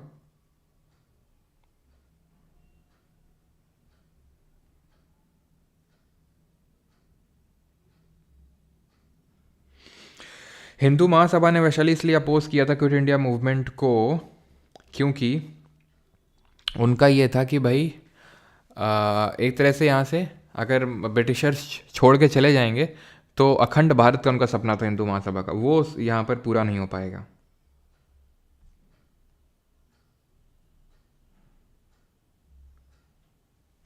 सुभाष चंद्र बोस गए ही क्यों थे उधर? क्योंकि मैंने को बताया, क्योंकि भाई उनको भी इंडिपेंडेंस चाहिए थी इंडिया की ना, इसलिए तो उन्होंने सपोर्ट लिया था कि उनका सपोर्ट लेंगे, जो एंटी ब्रिटिशर हैं वर्ल्ड वॉर 2 में, उनका सपोर्ट लेके और इंडिया से ब्रिटिशर्स को हटाएंगे।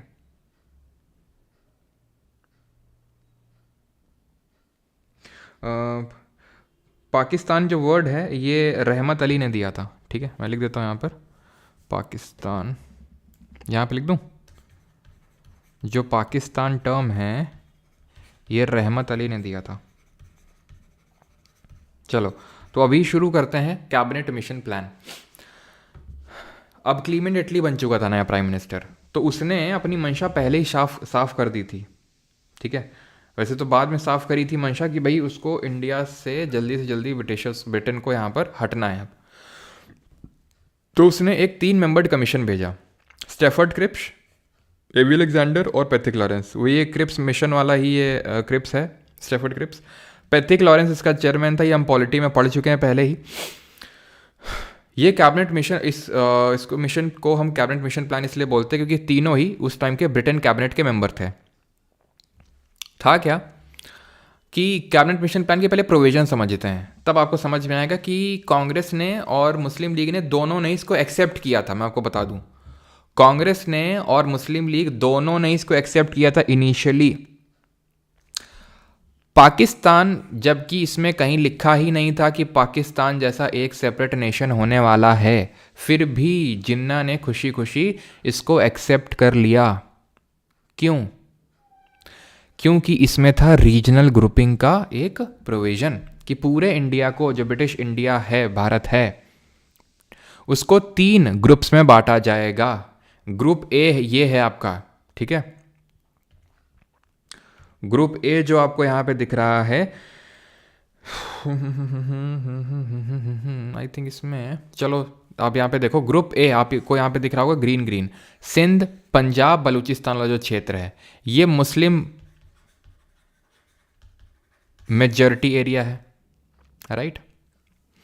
ये भी आपका अगर हम देखें, ये ग्रुप बी, ये भी मुस्लिम मेजॉरिटी एरिया, जिसमें बंगाल, असम आ रहा है, ये भी मुस्लिम मेजॉरिटी एरिया है। और बाकी जो ग्रुप सी है उसमें जो हिंदू मेजॉरिटी एरिया जो आपको रेड से दिख रहे हैं, ये होंगे ग्रुप सी में।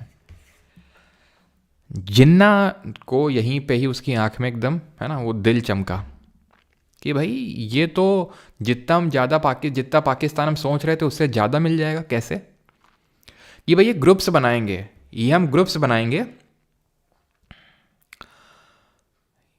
और ये जो प्रोविंस आएंगे उस ग्रुप में, वो प्रोविंस अपना खुद का अलग अलग संविधान बनाएंगे, और ये ग्रुप मिल के अपना एक अलग से संविधान बनाएंगे, और फिर एक कॉमन संविधान होगा एक पूरे सेंटर का। तो उसको लगा जिन्ना को कि सही है। और ये भी इसमें प्रोविजन था कि 5 से 10 साल, मतलब 10 साल बाद ग्रुपिंग चेंज भी हो सकती है। अगर जैसे फॉर एग्जांपल सिंध को लगा हमें उस वाले ग्रुप में जाना है, तो वो अपने मर्जी से कर सकता है, ठीक है। तो पाकिस्तान का जो एक सपना था वो जिन्ना को इसमें दिख रहा था, एक तो इधर पे और एक इधर पे, और बाद में यहीं पे निकल के भी आया। ये बाद में वेस्ट पाकिस्तान बनता है, ईस्ट पाकिस्तान बनता है, जो बाद में चल के 1971 में बांग्लादेश का जन्म लेता है ना। जो बांग्लादेश आप आज देखते हो, पहले ईस्ट पाकिस्तान हुआ करता था, लेकिन वो जब 1947 में आज़ाद हुआ था तो it was a part of Pakistan only, east Pakistan. लेकिन यहाँ पर स्टेटमेंट आती है गांधी जी की, एक फेमस, फिर काफ़ी फेमस है ये पिक्चर। ये कौन है? ये पैथिक लॉरेंस है, जो कैबिनेट मिशन प्लान का चेयरमैन था। यही गांधी जी की जो पिक्चर है, आप जो नोट देखते हो ना, वो गांधी जी की यहीं से पिक्चर ली गई है। तो नेहरू जी ने एक डिक्लेयर कर दिया यहाँ पे, बाद में इनका स्टेटमेंट आता है जब मुस्लिम लीग ने इसको एक्सेप्ट कर लिया, कि ये जो ग्रुपिंग है ये कंपलसरी नहीं है। यानी बंगाल, असम, ये सब चाहें तो ग्रुपिंग का पार्ट नहीं बन सकते हैं। ग्रुपिंग कंपलसरी नहीं है। चुनाव होंगे, चुनाव के बाद वो डिपेंड करता है कि कहाँ कैसा क्या होता है, और ये ग्रुपिंग बिल्कुल भी कंपलसरी नहीं है। जिन्ना भड़क गया इस बात पे, ठीक है। जिन्ना को लगा अब ये जो है बात हाथ से निकल रही है, अगर ग्रुपिंग कंपलसरी नहीं, और कैबिनेट मिशन प्लान भी इस बात पे एग्री कर गया कि हाँ ग्रुपिंग कंपलसरी नहीं है, तो जिन्ना को लगा कि अब तो पाकिस्तान फिर मिल नहीं पाएगा अगर ये सब ऐसा रहेगा, तो कि ग्रुपिंग कंपलसरी निकल को पूरा बंगाल चला जाएगा, ठीक है, पंजाब चला जाएगा, तो कहाँ से हम पाकिस्तान निकालेंगे। तो इसने अनाउंस कर दिया सभी को, ठीक है, कि भाई जो शुक्रवार होगा ना 16 अगस्त को, जो जुम्मे की नमाज होगी, उसके बाद मार काट एकदम मचा दो कायदे से, ठीक है।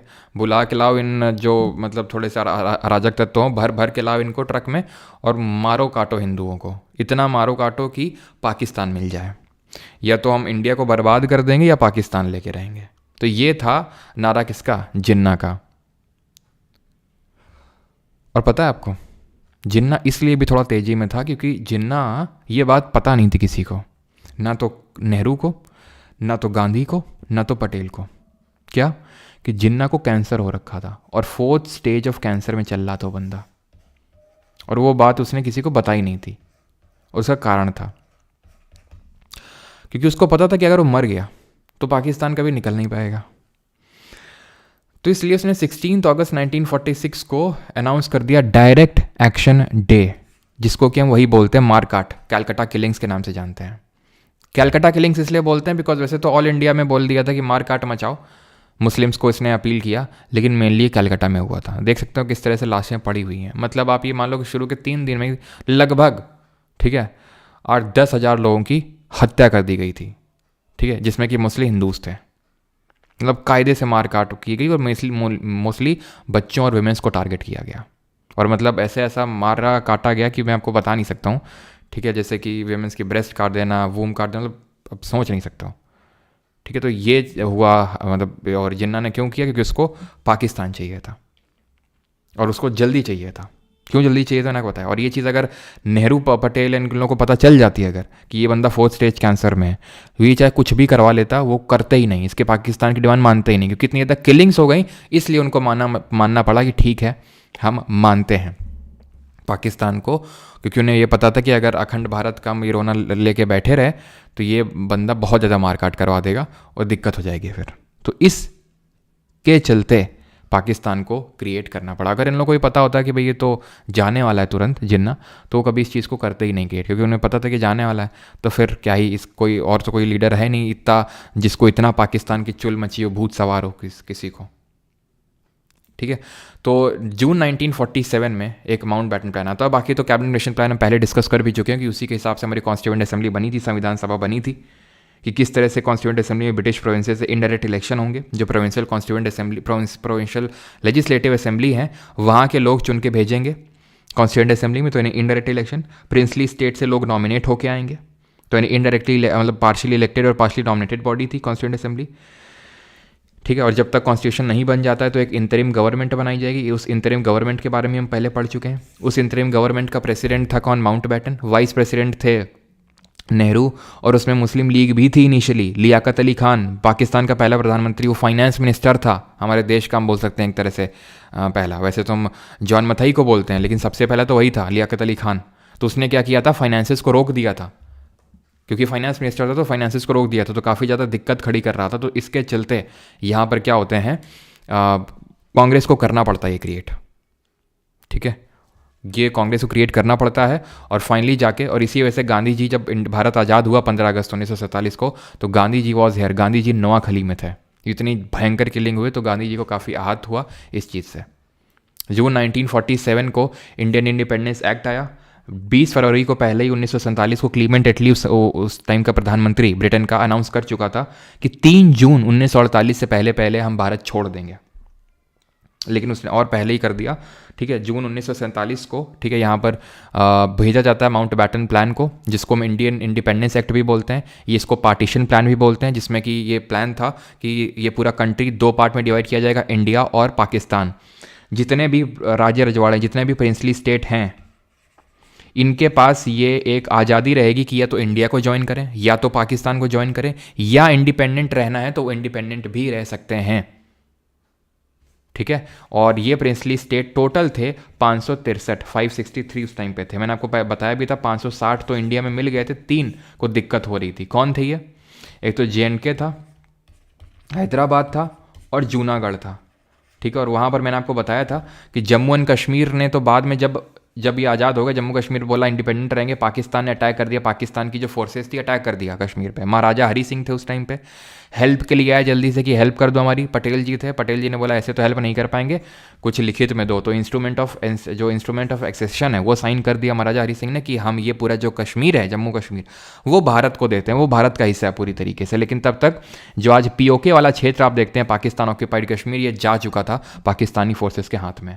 हैदराबाद में आपका पता है आपको, यहाँ पर ये क्या बोलते हैं, पुलिस एक्शन के थ्रू इसको हाथ में लिया गया, पुलिस, ठीक है, पुलिस एक्शन लिया पटेल जी ने इसको अंदर लिया हैदराबाद को। और जूनागढ़ में यहाँ पर प्लेबिसाइट हुआ। प्लेबिसाइट का मतलब होता है कि वोटिंग कराई गई और लोगों ने बोला कि हमें इंडिया में रहना है, तो ये इस तरह से इंडिया में है।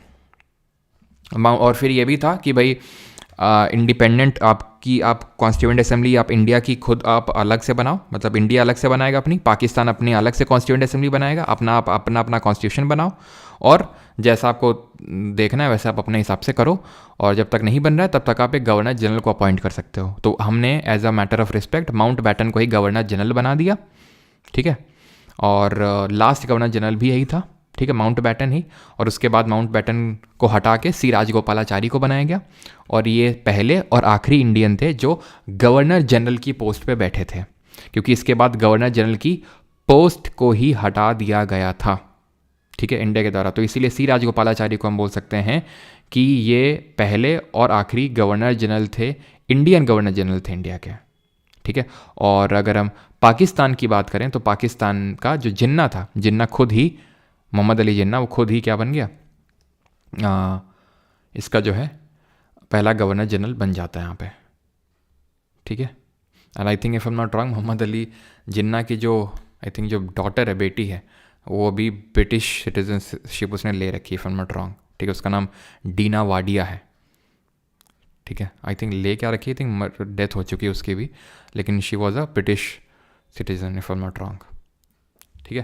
तो ये चीज़ ध्यान रखनी है। तो ये पूरा पाकिस्तान डिवाइड होता है, मतलब पाकिस्तान डिवाइड नहीं होता, पूरा इंडिया डिवाइड होता है, इंडिया और पाकिस्तान, ये वेस्ट पाकिस्तान और ये ईस्ट पाकिस्तान। ये बांग्लादेश बाद में निकल के आता है 1971, 1971 में, आपको पता है इंडो पाकिस्तान बैटल मतलब वॉर होता है, और उस वॉर में आपको पता है एक शिमला एग्रीमेंट होता है। शिमला कॉन्फ्रेंस अभी पढ़े थे वेवल प्लान के बाद, तो एक शिमला एग्रीमेंट होता है, और ये जो शिमला एग्रीमेंट होता है 1971 में होता है, जहाँ पर ये होता है इंदिरा गांधी जो उस टाइम की प्राइम मिनिस्टर थी, और उस टाइम का जो प्रेसिडेंट था, कहाँ का, पाकिस्तान का, जुल्फ़िकार अली भुट्टो, इन दोनों लोगों के बीच में ये शिमला एग्रीमेंट होता है, जहाँ पर, क्योंकि पाकिस्तान हार चुका था इस बैटल पे, जहाँ पर बांग्लादेश को क्रिएट किया जाता है, जो बांग्लादेश आज हमें आंखें दिखा रहा है, बोला शेख हसीना को हमें वापस दे दो, इंडिया उसको दे नहीं रहा शेख हसीना को वापस, ठीक है। तो ये सारी चीज़ें थी। अब मैं आपको समराइज़ कर देता हूँ, बिकॉज यहाँ पर हमारा लेक्चर हो चुका है ख़त्म। तो जितने भी हमने चीज़ें करी हैं अभी तक आज के लेक्चर में, वो हम रिवाइज़ करते हैं, बिकॉज यहाँ पे हमारी मॉडर्न हिस्ट्री का भी जो है अंत होता है। ऑलराइट, तो हम रिवाइज़ कर लें जल्दी से। यस, सभी लोग, ये बात अच्छी लगी मुझे संगीता जी ने, congratulation and thanks for freedom fighters. बिल्कुल यार, मतलब ये चीज़ को आपको ऊपर हटना होगा, है ना। गांधी अच्छे थे बुरे थे, बोस जी अच्छे थे बुरे थे, नेहरू अच्छे थे बुरे थे, ठीक है। आप मतलब अगर आप सोचेंगे ना, अम्बेडकर हों चाहे गांधी जी हों, चाहे मतलब आप बस सोच ही सकते हैं, ठीक है। आप ये नहीं कर सकते कि भाई अच्छे थे ये बुरे थे, क्योंकि सब इंडियन इंडिपेंडेंस के लिए लड़ रहे थे, और सब एक से बढ़ के एक थे, चाहे वो अम्बेडकर जी हों। अब देखिए, नेहरू जी और अम्बेडकर जी की आइडियोलॉजी उतनी मैच नहीं करती थी, बिकॉज नेहरू जी कांग्रेस से थे, अम्बेडकर जी के खिलाफ थे कांग्रेस से के, लेकिन नेहरू जी ने अलाउ किया अम्बेडकर जी को, एक इंपॉर्टेंट कमिटी दी, ड्राफ्टिंग कमिटी, ठीक है, मसौदा समिति, प्रारूप समिति, कि आप कॉन्स्टिट्यूशन पूरा बनाओ, आप कॉन्स्टिट्यूशन पूरा देखो, क्योंकि नेहरू जी को भी पता था कि भाई मेजॉरिटी तो यहाँ पे डिप्रेस क्लासेज ही हैं, और उनके रिप्रेजेंटेटिव हैं अम्बेडकर जी, तो अगर उनको नहीं रखेंगे तो फिर कैसे बात बनेगी। तो भाई वो चीज़ आप छोड़ दो, जो आज ये पॉलिटिशियन, चाहे वो कांग्रेस के हो, चाहे बीजेपी को, चाहे किसी की भी पार्टी के हों, ठीक है, सब अपनी अपनी रोटी सेकने में लगे हैं। तो आप तभी अपना ओपिनियन बनाइए जब आप उनके बारे में जानते हो। जैसे अगर मैं पर्सनली भी अगर मैं अपनी बात करूँ, ठीक है, वैसे मैं पर्सनल ओपिनियन कभी देता तो नहीं, तो मैं भी पहले जब नहीं हिस्ट्री वगैरह कुछ पता थी, बहुत पहले, जैसे आप बोल सकते हो छोटे में, तो गांधी एंटी गांधी, क्योंकि वही सुनते थे, है ना, कि गांधी चाहते तो भारत एक होता, ये वो जो बातें होती हैं, फिर क्या बोलते हैं, है ना, कि नेहरू हो गया, फिर अंबेडकर जी की वजह से आज रिजर्वेशन है। जैसे कि अब जैसे मैं जिस कम्युनिटी से आता हूँ, तो वो क्षत्रिय कम्युनिटी है ना, जनरल कैटेगरी में आते हैं, तो वही दिमाग में भरा गया था कि भाई रिजर्वेशन तो गलत है, रिजर्वेशन तो अंबेडकर जी की वजह से है। लेकिन जब आप पढ़ते हो तब पता चलता है भाई कि Ambedkar, you are nowhere to जज दैट ग्रेट मैन अम्बेडकर, ठीक है। आप किसी हालत में है ही नहीं उस बंदे को जज करने के लिए, भाई one of the great legend है वो अम्बेडकर, पढ़िए आप उनके बारे में कभी, ठीक है।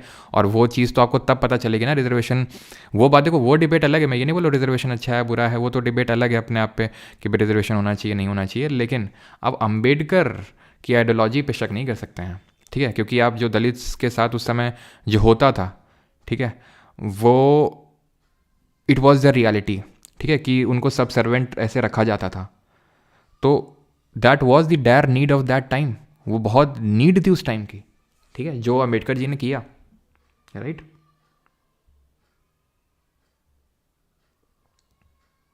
हाँ, तो पटेल जी को पीएम क्यों नहीं बनाया भैया, तुम लोग सुधरोगे नहीं, है ना, तुम छोड़ ही देते हैं ये बातें, तुम रिवाइज कर लो, और बाकी जो तुमको ओपिनियन बनाना है वो तुम बनाओ, है ना भाई। मैं तो सबके साथ हूँ, चाहे वो गांधी हो, चाहे पटेल हो, चाहे बोस हो, चाहे नेहरू हो, चाहे अम्बेडकर हो, ठीक है, सबके लिए रिस्पेक्ट है। अब तुम जो ओपिनियन बनाना है वो बनाओ, ठीक है। तो रिवाइज स्टार्ट करें, रिवीजन, ठीक है। और ये जो लिख रहे हैं ना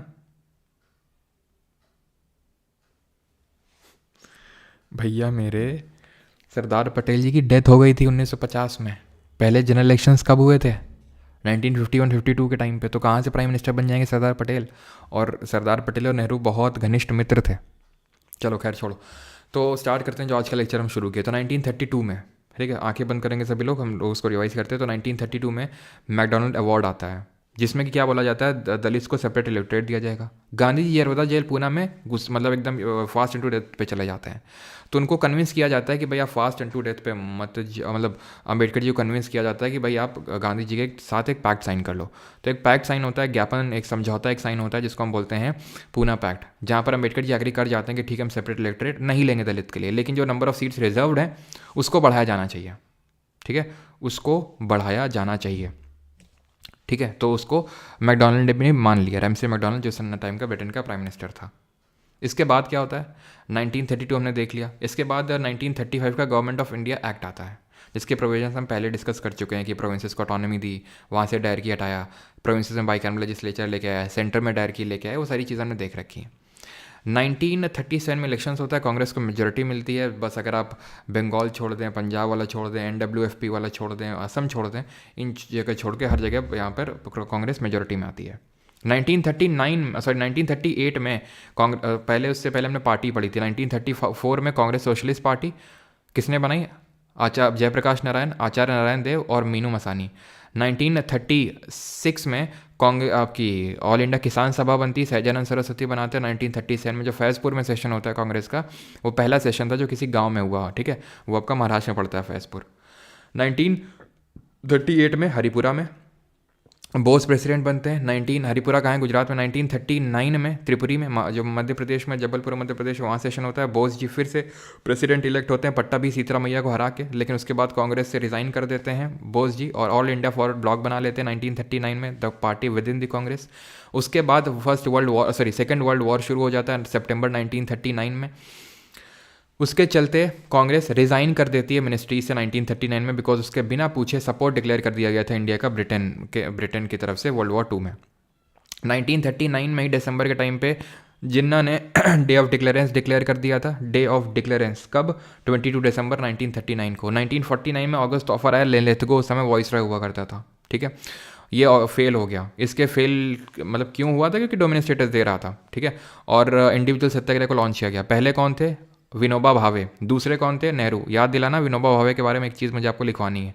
विनोबा भावे, दूसरे थे जवाहरलाल नेहरू, और तीसरे कौन थे, ब्रह्मदत्त थे।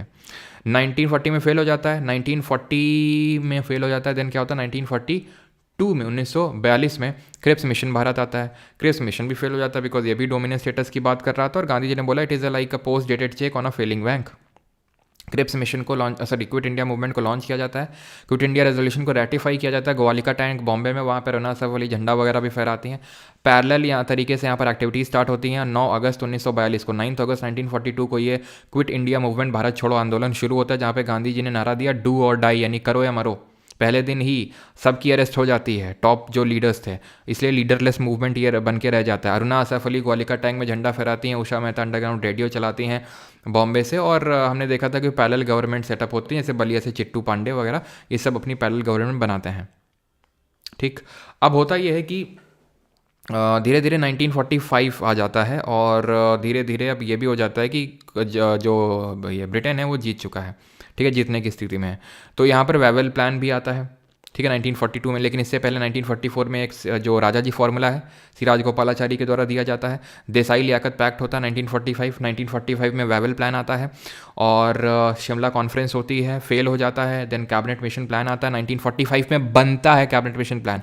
भारत कब आता है कैबिनेट मिशन प्लान, ये ध्यान रखना, 1946 में आता है, 1946 में आता है, ये चीज़ आपको ध्यान रखना है, 1946 में।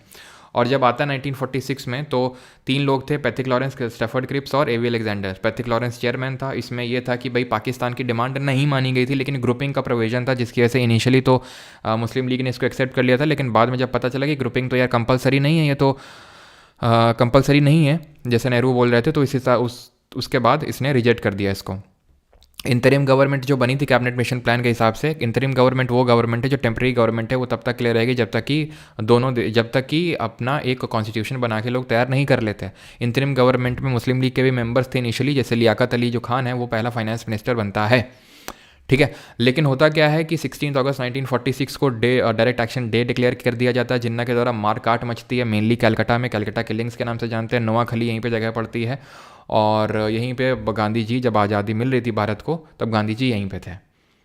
तो 1946 तक ये साफ हो चुका था कि भाई यहाँ पर इंडिया को डिवाइड करना पड़ेगा। कांग्रेस भी एग्री कर गई थी इतनी किलिंग्स को देख के। तो 1947 में 1947 में एक माउंट बैटन प्लान आता है जून 1947 में, और इसको हम इंडियन इंडिपेंडेंस प्लान के नाम से भी जानते हैं। माउंट बैटन प्लान से इंडिया और पाकिस्तान में डिवाइड कर दिया जाता है। बोस जी की हमने चर्चा करी थी कि उन्होंने आज़ाद हिंद फौज बनाई थी, जिसको हम फ्री इंडिया लीजन या टाइगर लीजन के नाम से जानते हैं। मर्ज किया आईएनए के साथ, उसमें एक विमेन रेजिमेंट बनाई रानी लक्ष्मीबाई के नाम से। हिटलर से मिले थे ऑरलैंडो मज्जोटा का नाम धारण करके। आईएनए को बनाने का काम मोहन सिंह ने किया था इनिशियली, बाद में रास बिहारी बोस ने इसकी प्रेसिडेंटशिप ली, और बाद में सुभाष चंद्र बोस ने। सुभाष चंद्र बोस का हम पहले ही पढ़ चुके हैं। 23 जनवरी को इनका जन्म दिवस होता है, पराक्रम दिवस के रूप में इसको मनाते हैं हम। और इनकी डेथ हुई थी 18 अगस्त 1945 को एक प्लेन क्रैश में। क्लियर है। और आईएनए ट्रायल 1945 में, और जो आरआईएन म्यूटनी है, रॉयल इंडियन नेवी की म्यूटनी, वो फरवरी 1946 में हुई थी। ठीक है, ये इसलिए इंपॉर्टेंट होता है बिकॉज क्रोनोलॉजी में लगाने के लिए आपसे पूछ लेता है। ठीक है, यहाँ पर हमारा लेक्चर होता है ख़त्म। टाइम कितना हो गया? क्वेश्चन यार पूरे हो नहीं पाएंगे। क्वेश्चन बैच में किए जाए, क्यों?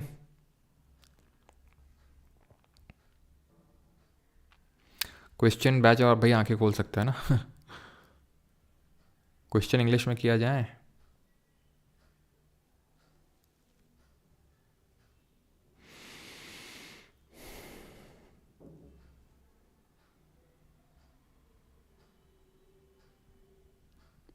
चलो भाई, सर गोडसे ने क्यों मारा? गोडसे ने क्यों मारा? टीबी नहीं था यार, कैंसर था। अब फिज़िक्स होगा सर, हाँ फिज़िक्स होगा। अब इसका मतलब कल तो यार वो होगा भक्ति सूफी मूवमेंट वाला चैप्टर, वो इसको भी ख़त्म कर ही लेते हैं, फिर उसके बाद फिज़िक्स ही होगा अगला सब्जेक्ट। सर क्वेश्चन बैच में प्लीज़, बहुत टाइम हो गया। ठीक है, बैच में ही कर लेंगे, आप इसको रिवाइज़ करना। ठीक है, बैच में करते हैं। और गोडसे ने इसलिए मारा था क्योंकि यार गोडसे का ये मानना था कि गांधी जी ने हिंदुओं के साथ छल कपट किया है। कैसे? क्योंकि मतलब गांधी जी नॉन वायलेंस करते रहते थे, मुस्लिम ने तो वायलेंस कर दिया। यानी कि गांधी जी सिर्फ हिंदूज़ को अपील करते थे, तो उन्होंने अपने धर्म के साथ एक तरह से खिलवाड़ किया है और अपने धर्म की मार काट करवाई है। इसलिए उनका ये मानना था, गोडसे का ये मानना था कि वॉयलेंट एग्रेशन का जो जवाब है वो वॉयलेंट से ही देना चाहिए, नॉन वायलेंस से नहीं। तो इसलिए जो है गोडसे ने हत्या करी थी गांधी जी की। ठीक है, 30 जनवरी को, जिस दिन हम सेलिब्रेट करते हैं मार्टायर डे।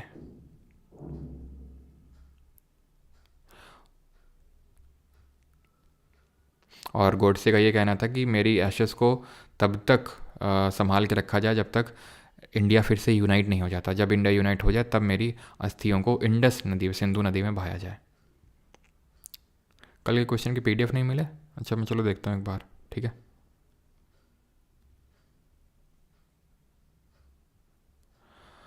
चलिए भाई। तो सर तो गोडसे सही था भाई, तुम अपना डिसीजन बनाओ ना, गोडसे सही था कि बुरा था। मुझसे क्या पूछ रहे हो? मैंने तो बता दिया तुम्हें सब कुछ जो था। क्यों? आजकल यही दिक्कत होती है, हम दूसरे को ओपिनियन लेना चाहते हैं, है ना। सर 3 दिन रिवीजन करा दीजिए सतीश। ओके। यश गौतम, क्या भाई अच्छा नहीं लग रहा है? किसी ने क्या ना बोल दिया क्या आज? क्या हो गया? तो भाई जिसको बैच लेना है तो बैच में ही हम लोग करते हैं आज क्वेश्चन ये। ठीक है, शाम के टाइम पे टाइमिंग आपको पता चल जाएगी। तो बैच जिसको लेना है तो ले सकता है 1 ईयर लाइफ टाइम वैलिडिटी के लिए। कुछ डाउट है तो चैट सेक्शन में आप पूछ सकते हैं। ऑलराइट, और थैंक यू। हाँ, विनोबा भावे के बारे में लिखवाना था। एक सेकेंड, रुको रुको रुको रुको रुको।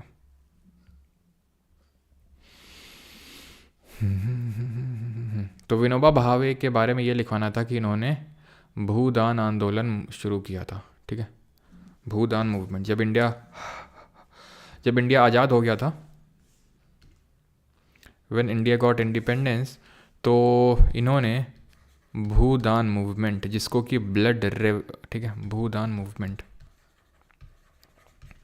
Also known as bloodless revolution, ठीक है, ये स्टार्ट किया था इन्होंने। ठीक है, 1951 में, 1951 में।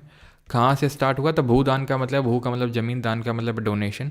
तो लैंड को डोनेट करना है, यानी कि उस टाइम पे क्योंकि बड़े बड़े ज़मींदार हुआ करते थे, उनके पास बहुत ज़्यादा ज़मीन थी, है ना। तो उस ज़मीन को दान करने के लिए था, ठीक है। पोचमपल्ली जो गांव था, आपने अभी देखा होगा, है ना, कि सैफ अली खान की जो एनिमी प्रॉपर्टी है, यानी कितनी 51,000 करोड़ की, तो अब ये मेहनत से तो नहीं बनाई होगी सैफ अली खान ने, इनको पुश्तों से ही मिली होगी। तो भाई वही टाइप की प्रॉपर्टी भाई आप अपने हिसाब से दान कर दो, मतलब आप अपने वॉलेंटरली आप दान कर दो उसको। तो इन्होंने चलाया था इसको, ठीक है। Thank you sir. आपने शायद सोशल रिलीजियस रिफॉर्म मूवमेंट में वेद समाज के बारे में नहीं बताया। मैंने बताया है, मैंने देव भी बताया, मैंने वेद भी बताया है, ठीक है। अगर आप वहाँ पे ध्यान से देखोगे तो मैंने बाद में उसको लिखवाया था, ब्रह्मो समाज के आगे लिखवाया भी था उसको। अगर आप, मतलब पीपीटी में तो नहीं लिखा था, लेकिन बाद में मैंने लिखवाया था। वेद समाज ऑल्सो नोन एज ब्रह्मो समाज ऑफ साउथ इंडिया, मद्रास में बना था। श्री धरलू नायडू और केशव चंद्र सेन ने बनाया था 1864, 1864 में। सर अभी भी पोर्चुगीज़ पिंकी पांकी पांकी, हाँ भाई वो पोर्चुगीज़ निकल चुके हैं भाई, वो 1961 में निकलते हैं। Portuguese were the first to come and last one to go, ठीक है। तो पोर्चुगीज़ को गोवा से निकाला गया, तो ऑपरेशन विजय, ठीक है।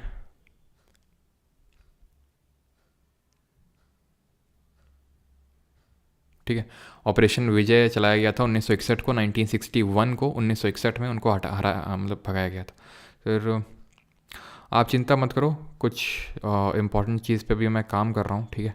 वो भी आपको बता नहीं सकता हूँ, लेकिन वो आपको कुछ टाइम बाद अभी पता चलेगी, ठीक है। काफ़ी बढ़िया चीज़ पे भी मैं काम कर रहा हूँ आप लोगों के लिए, लेकिन वो सरप्राइज़ है। सर यूएसएसआर ने कर्टन को क्यों हैंड ओवर नहीं किया if USSR was in allied power? क्योंकि तब पूरी तरह से अलाइड पावर में गया नहीं था दिव्यांशु, जब यूएसएसआर था, ठीक है। तब तो ऐसे मतलब अटैक ही किया था किसने, जर्मनी ने यूएसएसआर पे। तब बोस जी का, क्योंकि बोस जी की एक्चुअल में प्रॉपर तरीके से उनका ये था कि इंडिया को इंडिपेंडेंट करवाना है, और तब तक ऐसे ज्वाइन किया नहीं था यूएसएसआर ने, ठीक है, लाइट पावर को। इसलिए फिर उन्होंने बोला था, वार्निंग टाइप दी थी कि आप यहाँ से चले जाओ, बिकॉज जर्मनी हमारे अगेंस्ट है। सर न्यू बुक कब तक आएगा 3 श्रेया भारती? न्यू बुक अभी तो रिसेंट, तो अभी बस वही है कि रुक जाओ बेटी, कुछ चीज़ें हैं जो हमको बता नहीं सकता हूँ, आपको पता चल जाएंगी कुछ टाइम में। फिज़िक्स होगी, हाँ फिज़िक्स ही होगी, फिज़िक्स स्टार्ट करेंगे, है ना। थैंक यू भाई, धन्यवाद सभी को। क्या राशिद अली डे? इकोनॉमिक्स है, स्टैटिक है, फिज़िक्स है।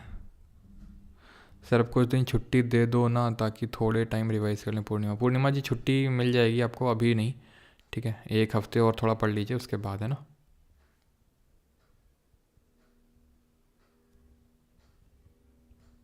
Sir why no Gandhi surname anymore? बिल्कुल है, क्यों नहीं है, सर नेम है। गुजरात साइड आप जाओ, वहाँ पे हैं गांधी सर नेम।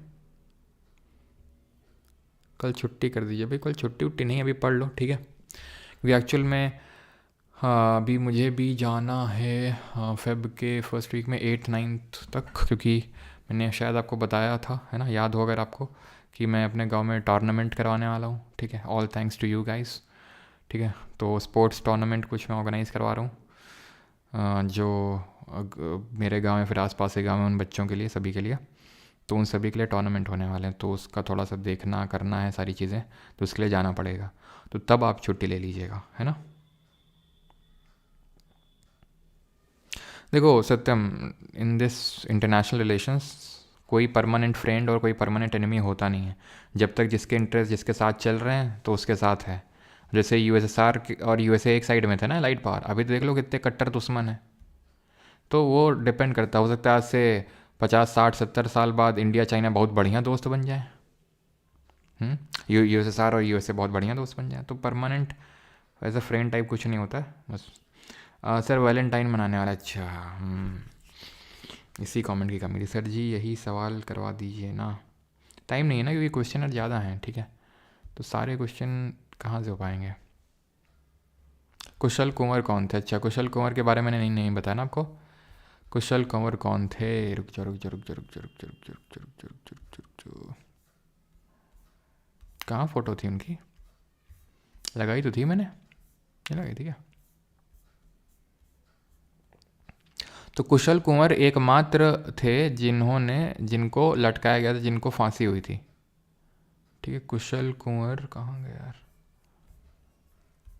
कुशल जो कंवर थे वो एकमात्र थे, मैं लिखवा दूंगा इस चीज़ को।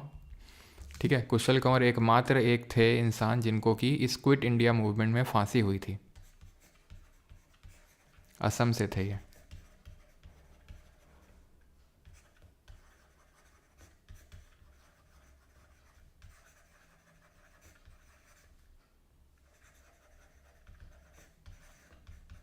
ठीक है,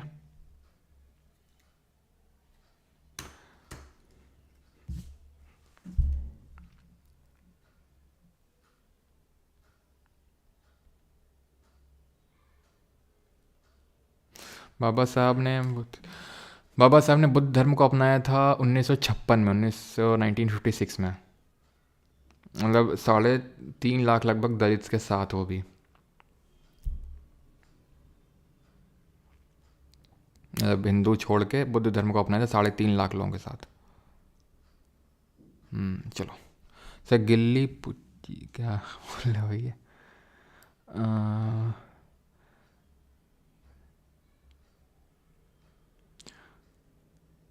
चलो थैंक यू, मिलते हैं कल। ठीक है, last lecture of physics history के साथ।